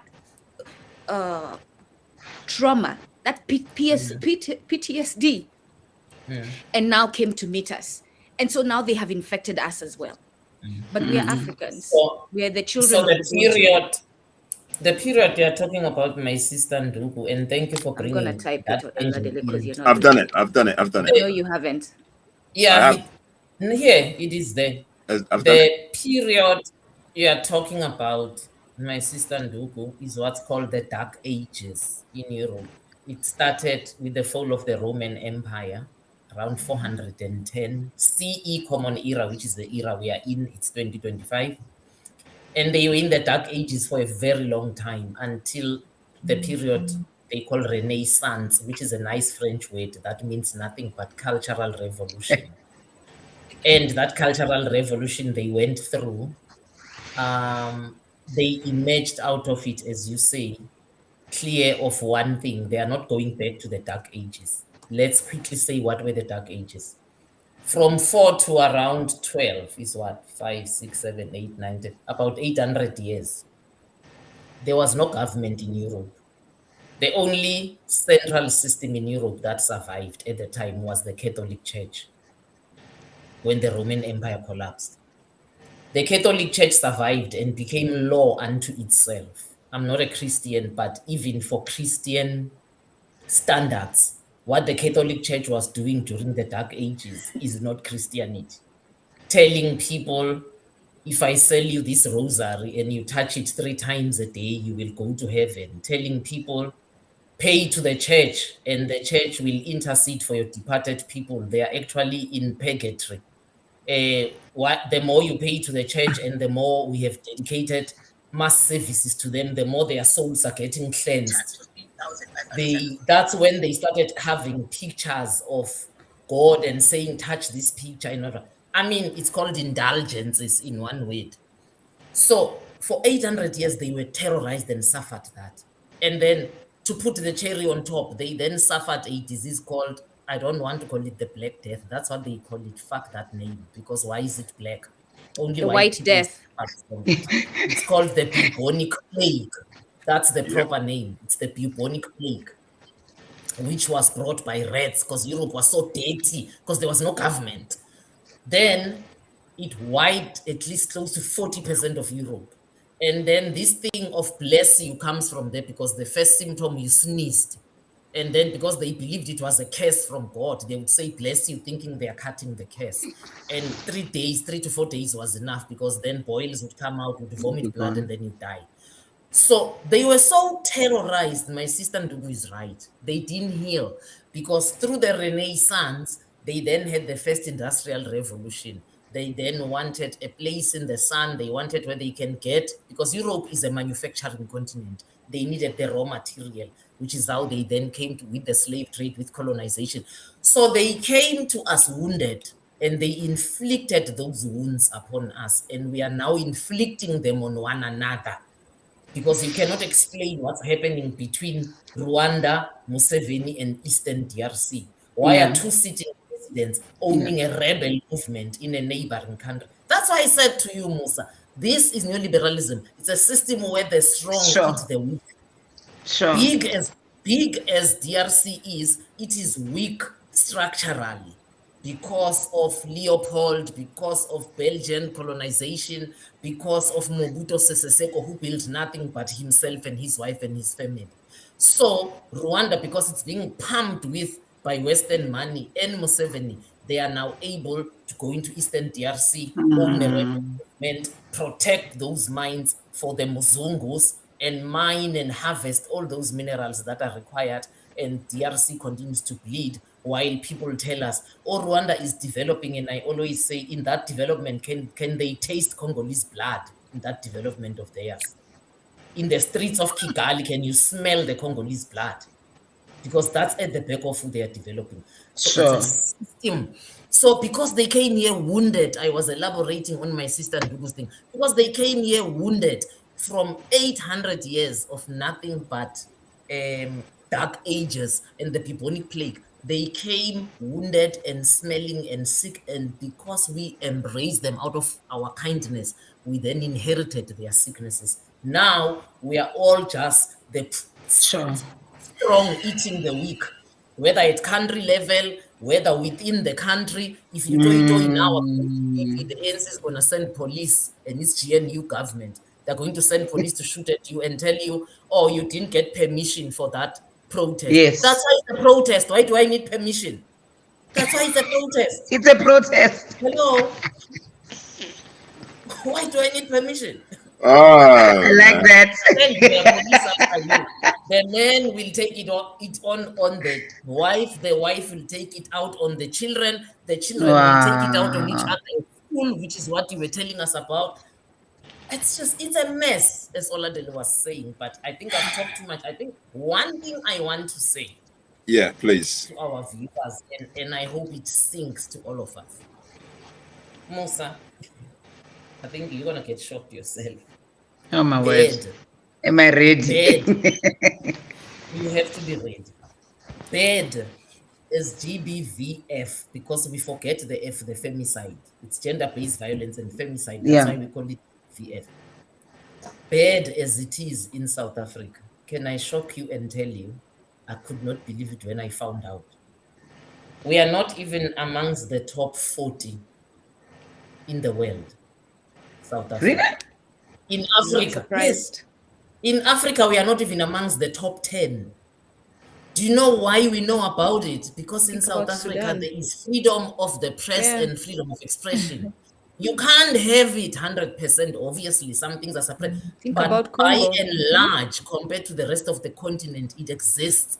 So there's very little things you can shove under the table. Wow. Tell me any African country where a serving lieutenant general of the police force can go and videotape themselves, Oladele, and say, I, General Nhlanhla Mkhwanazi, is here to tell you that crime in South Africa is linked to the parliament. Where in Africa would that general do that without being dead the following morning, or waking up the following morning, or the state taking out everybody in their family, including the cat and the dog that were instead in South Africa? It has led to 2 commissions. The one that the president has appointed, which we have no faith in, and the parliamentary one where MPs are represented from all parties, and people are talking about it. So in South Africa, we talk about because of freedom of wow. I wrote the countries down. Listen to them. Please share.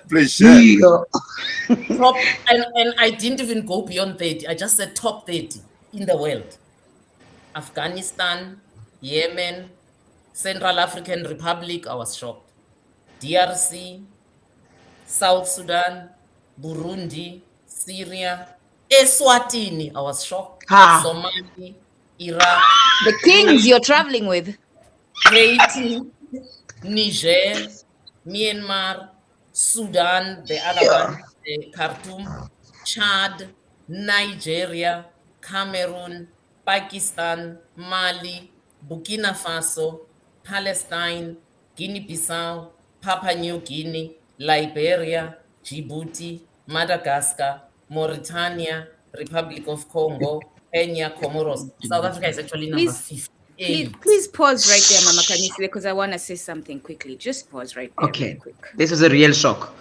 Pause right there real quick. No, that's not the real shock. Did you hear any European countries in there? Did you hear any European countries in there? No. Are we all going to sit here and think that this is not happening in Europe? Is that what we're all actually going to believe, that this is not happening? I don't believe that, because I was waiting. I was waiting to actually hear. So what have we become? A world that sees life through the white man's lens, and the white man has no fault. I love Look that. at all these African countries and how barbaric you are. Sure. And we don't stop to question. And we have been on the phone talking to our sister who's in Sweden about what's happening in Sweden. We don't stop to question what's happening in the UK. I'm in the United States. I know. I was just going to say, you don't need to be talking to anyone who that is in the US. The you don't need to be talking to anyone. Flying open of rape victims in the United States. Men, I mean, the prisons in the United States are built on raping men. Yes. And no Western nation was mentioned there. Oh, look at the Muslims and their disgusting selves. Look at the Africans and their disgusting barbaric selves, and the white man. And that report came from them. Exactly. That report came from them. But for me, the bigger thing also, while what you say is very disgusting, the bigger thing for me also is, when are we going to get Africa to talk about GBV in an open and honest way? And it's not even perfect in South Africa. We are still crying. Yeah. But when are we gonna get it there? Because guys, in some African countries, you can't even use the word GBV. They tell you it doesn't exist. Of course you can't. Because guess what? They tell you it doesn't exist. Meanwhile, they are marrying off 15-year-olds in forced Mama marriage. Khanyisile, we're not using our own laws. We're using the law of the oppressor. And so if the oppressor wants to look good, and by the way, let me make this clear, very, very clear. I'm not absolving us of blame. I'm not absolving us of participation in this disgusting dehumanization. I'm trying to point out the source of the criminality that is not mentioned, and to help us understand how we need to change our thinking. While we deal with our healing, we cannot absolve them, because they will continue operating as innocent participants while they're still releasing they are instigators of the whole thing. We must learn how to chew gum and walk at the same time. While we are identifying them, we cannot stop addressing us. Yes. We must learn how to do and we are capable Africans must learn how to do it all at the same time. All of it. We don't have time to wait. We don't have time to be organized. Like, I'm talking about organized. I'm talking about the schedule. At 5 a.m., we're going to do this. At 6 a.m. No, at 5 a.m., Musa will be doing, and Duko will be doing, and Oladele. This is why we need to unite, so that we are doing it all at the same time. Because it needs to be done at the same time. Before, when I mentioned, we are the children of Ubuntu, which is why it is necessary for us to unite in this principle. Ubuntu is focused on healing and preservation of community. Also for me, Nduku. Also for me, my sister, why is Palestine so far down on this list? I mean, violence is the order of the day in Palestine. Again, neoliberalism. Israel was identified long ago as a place to return the so-called Jews. Why is The Israel not so-called, there? and I say so-called Jews because I don't know who is a Jew. Because if we look at the Bible itself, as it tells us, how many entered the promised land? How many? What promised land, first of all? And which God is this that is promising a land to some of us and not all of us? No, wait. We don't even get there yet. That's number B. Let's start here. They were taken from so-called Egypt as a nation, which was enslaved, and how many were dying in the 40 years. A ground would open and swallow them wholesome if they questioned even why are we hungry today. A ground but Mama, so how many? No, let me just finish this. How many entered? The number is there. 2, when they entered, the same Bible tells us, because they were smaller than the people they were entering, that land was occupied by over 30 nationalities. The Jebusites, the Perizzites, the whoever sides, the Palestinians are one All of the those. sides. Yes, because they were smaller. It's human nature, it's mathematics. They were smaller than these so-called heathens. They couldn't help but start interacting and intermarrying. So who is a Jew? Even if we take them at their own word, who is a Jew? There isn't Who any. is this Arab-bred Jew that was kept with pure Jewish blood? Who are they? But again, neoliberalism went and identified Israel because they wanted to break the so-called Middle East and destabilize it because of the richness and the oil, so that they always have this catalyst in the Middle East that they can use to dismantle Arabization and to dismantle Islam. And that's the role Israel is playing, which is why they pump so much money into Israel, which is why they will never tell us Israel is a nuclear state, but it is. But they don't permit other states to get into the nuclear world. But Which is Israel why was positioned permitted. where it is. Thank you. Okay, guys, in rounding up, Hold on, I was gonna Yeah, quickly we finish should. the Ubuntu point, right? We, because this is the second time I was trying to say it. We are children of Ubuntu, and we're not going to make Yes. the mistake the Europeans made and not focus on healing. We're not going to make the mistake of not removing the infection, the virus. So this is where we need to be. We, the father, the mother, the child, the man, the woman, the children of both male and female will come together. And together we will have the conversation of healing without blame. We will all understand that we have played a part to bring us where we are now. It's not going to be you do this, you do that. It's going to be what are we going to do now together to heal our family, Yes. to heal our community. That's the solution for, because we like to talk about, oh, so what's the solution? So what's the solution? So what's it? That's the solution. That's the solution. Yeah, Mama. Okay, have you got anything else to add to that Also as a the solution? Also, Yeah, solution. Yeah.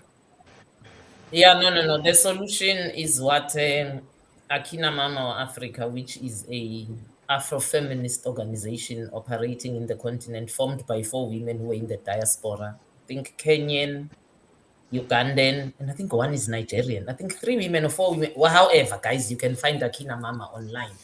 But they operate throughout the continent, and they are specific about Afrofeminism as different from Western feminism.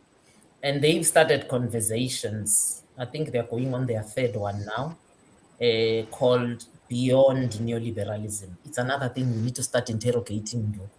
I can't be saying down with capitalism, down with neoliberalism, but we are not crafting a world beyond neoliberalism. How do we want it to look like?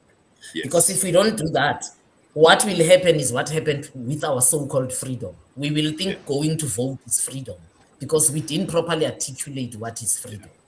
Yeah. We were all united, but by knowing that we don't want the colonial governor, we don't want the colonial defense force, we don't want the colonial flag, but what do we want? We didn't articulate it properly. So my other solution, Oladele, is we need to start, you and Kumbukeni need to start hosting talks of beyond neoliberalism. We must get Afro-feminist macroeconomics people to come and break down neoliberalism, but also build with us what's beyond it, what other system. Let the sisters know. Let the sisters know. Yeah. Let the sisters Thank you. know. I will. Yeah. Thank you, sis. Definitely. Musa. And Musa, and Musa, before you go, because it's interesting. Yesterday, we were at a gathering I had mentioned before, we'll be in community, and one of the men was describing his daughter was raped, and he just said it as if it was just, it's Tuesday, look at the weather, here we are, it's Wednesday. I don't want to go over the fact that you just revealed to us a very traumatizing event, and we're just going to slide through it and get past it. By the way, Musa is doing a lot of good work to heal now. And this is, don't even look for morality there. She understands something was done to her. It's awful. But in order to heal her community, she's taking on now the action to heal others, right? Because, and for those of you in South Africa, and for those of you, because clearly you have learned that South Africa is down on the list, in Sudan, in Congo, those of you who are asking, how can we help? The way we can help is by being there for each other, right? Yeah. The women who are with these men who continue to traumatize you. That's another thing we didn't even talk about. Who continue to inflict trauma on you. Like, we have to start being the healers. We're all wounded, all of us. We're wounded one way or another. But we have to wipe our wounds, put the plaster on it, and start healing each other. So, Musa, as I've said to you before, because we are in community, I am always here. If you need to text, if you need to talk, I am always here. If you have those moments where, because it was just you and your daughter and you were supporting each other, now you have a family. Now you have a global family that can support you. Just let us know, and then through our networks, like Mama Khanyisile, we will let you know who to reach out to. Or if nothing else, I'll just listen to you. You know, I'll just listen to you, because sometimes you just wanna. I've had moments where I just wanna cry and be heard. So again, we see you, my sister. I don't know if she can still hear us. Yes. Yeah, she's back. She's back. But she will listen. She will. Oh yeah, she's back. Yes. Yeah. We see you, we hear you. We cannot take away what happened to you, but we are here for you now that you're on your healing process. And we will work with you to make sure that this does not happen, to work very, very hard to stop this from happening to others. So thank you. Yeah, Musa, what I'll say is, please, I know you're doing a lot of work. Sorry. Before you come, Oladele, because you will close as the host, I think for me, the big thing is that she is healing. She can't heal others if she's not healing. Yeah. So, and healing is a personal responsibility. People must understand, under neoliberalism, the system doesn't care about you. So if you don't take your own healing into your own hands, you will not heal. You will forever be a victim. Yeah. And Musa, just to make you laugh, there was a point, and there still is in a lot of cultures out there, where when a man has raped you, they ask him to marry you, and they describe that as taking you out of your shame. Imagine. Shoo. Wow, man. Yep. We just talked about it yesterday. You just, And in fact, they may not even ask. Your family is the one who suggests this. Your own Yes. family takes you to Yes. wow. Let's not forget Musa did not give her last word, by the way. I was gonna say, Musa. Anyway, I know you're doing a lot of work. Please tell people what you're doing, and just let people know, highlight what you're doing and how you're helping others, please. Because I since I've met you, I can see you're a ray of sunshine, man. You shine bright all the time. Thank you so much, my family. Now I know that I've got family. It means a lot. Thank you so much. Thank you so much, Sis Khanyi. I'm blessed. You see, with this family, I got to meet you. Most of the time, one of the things that we do not do is that when we have wonderful and good people amongst us, we dim the light, and that's what we need to do, to make sure that when we've got our own that are doing well, we don't feel intimidated by that, but because that's how we're going to build the communities of people with that insight. I really don't take it light. I wanted to say that my brother and my sister, we are there in the community. Thank you so much. I do a lot of active work in building communities of sane people. And I say insane people is because there's other things that we do in response of the pain. And that is not sanity as well, because when you're responding to the pain, you're bound to actually go the painful way. One of the things I was labeled to do, and I was called dumb, was to go to the prison. I went to prison. This is kind. I visited those guys before they died, because I needed answers as to what made you to choose me. I had to know, where do we get there, especially to people who never had a criminal record. What caused that? Because we cannot heal from only experiencing our pain and not understanding what causes that. And trust me, by the time they died, the others would call me for this airtime there, and we were actually even talking. I'm not saying it's okay to go through this and come up and be a strong person. There's other things that don't exist. People call me an iron lady. She's coming. It's where she is. Just bear with us. Yeah, she's back. Where are you? Can't see you. Okay, there we go. Yeah, go on, sis. Yeah. I'm sorry. Iron There's lady. nothing You like said that. Iron lady, yeah. There's nothing like that. There's nothing like Iron Lady. I am a human being. I am a human being. I break at times. And as a result of that, everyone is okay to come and bring, and I will always go and knock on those doors and get the solutions. All I'm saying is that in each and every one of us, there is something good that will be the change that we will push it to Nhlanhla Mkhwanazi. When someone is doing something wrong, they will say, where's Nhlanhla Mkhwanazi? And I'm saying, why are you not your Nhlanhla Mkhwanazi in what you are able to do? So we need to build communities of those people that will understand that as he's doing his bit, there is my bit that I'm also supposed to be doing, so that we can get to be getting the solutions. And my biggest one is that we need to change the dipstick we use to measure success, so we can save those boys who are frustrated there, because we think success is a degree that you're going to only get from the thing. Success is all the flesh. We need to change the dipstick, because that's not what success is. We've got children who are perishing at the young age with skills that will do a lot, and that's what we need to do. We capitalize on taking what is good about them, and we change that to what is going to feed them, because once they stop being bored, once they stop being hungry, they will want to do something to show that they're able to provide. But we have also succumbed to what has been called success. If you do not have a degree, we've got good drunk electricians, good drunk mechanics, and all those things. How do we start? By doing that. We enlist that. We build programs that are going to make sure we make the money comes from them, so they can understand their value. We've got bored children who do not know who to go to, and as we are building, we cannot do it without communities. What I do, you can just visit my pages. I've got a lot of them. Facebook, Soweto Speaks, we're there. And what am I? Where did this start? When I shared my story, I said people were there watching. And that's what we keep doing.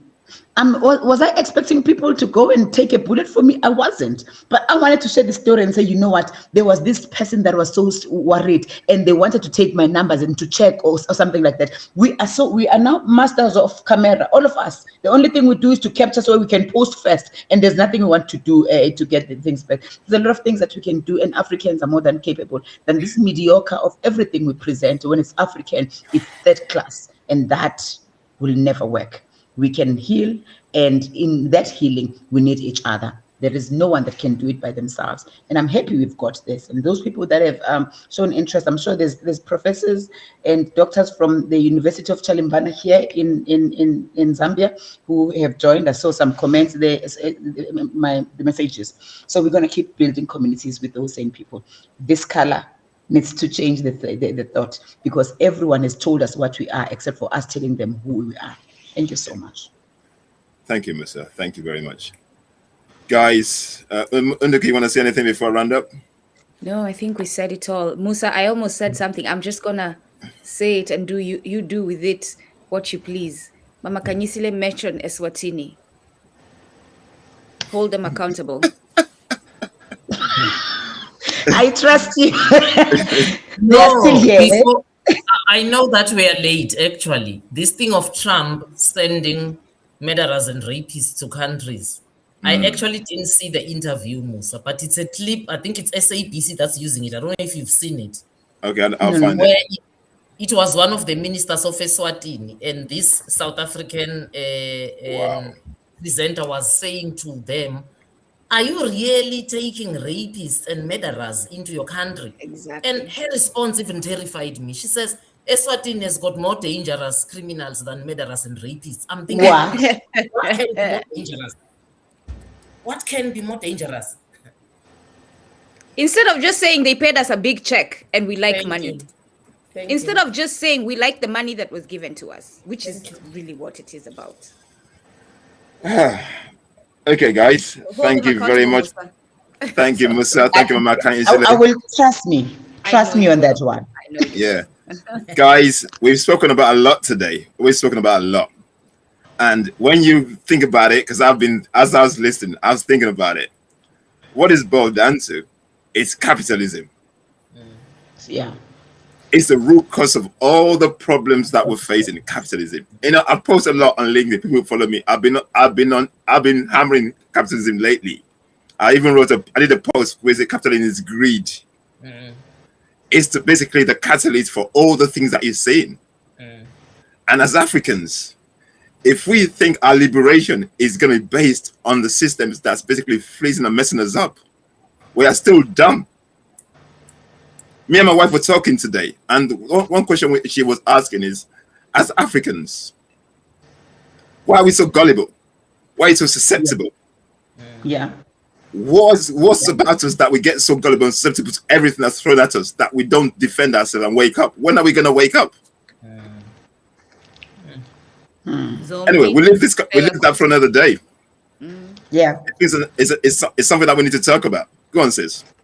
One book I forgot to mention that people must go and read up to see the brutality of capitalism and neoliberalism is called Confessions of an Economic. Oh yeah, it's been on our program before.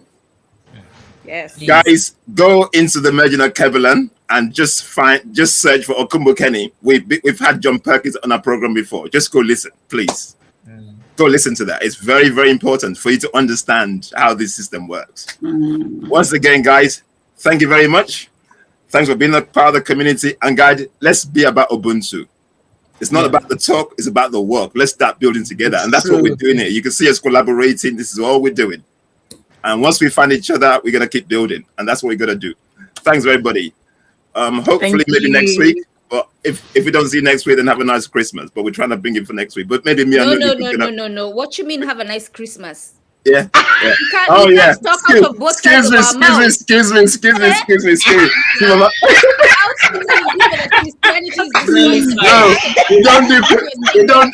we don't do Christmas, guys. Nullified. If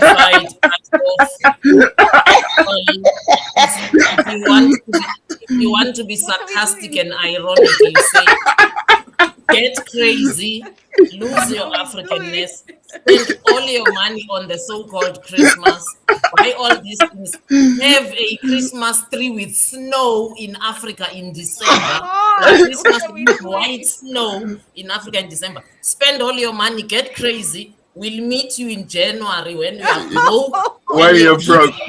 Uniform and you can't pay your fees and you don't have money for grocery. So go crazy, Africans. Lose yourselves. We'll meet you in January when we are broke.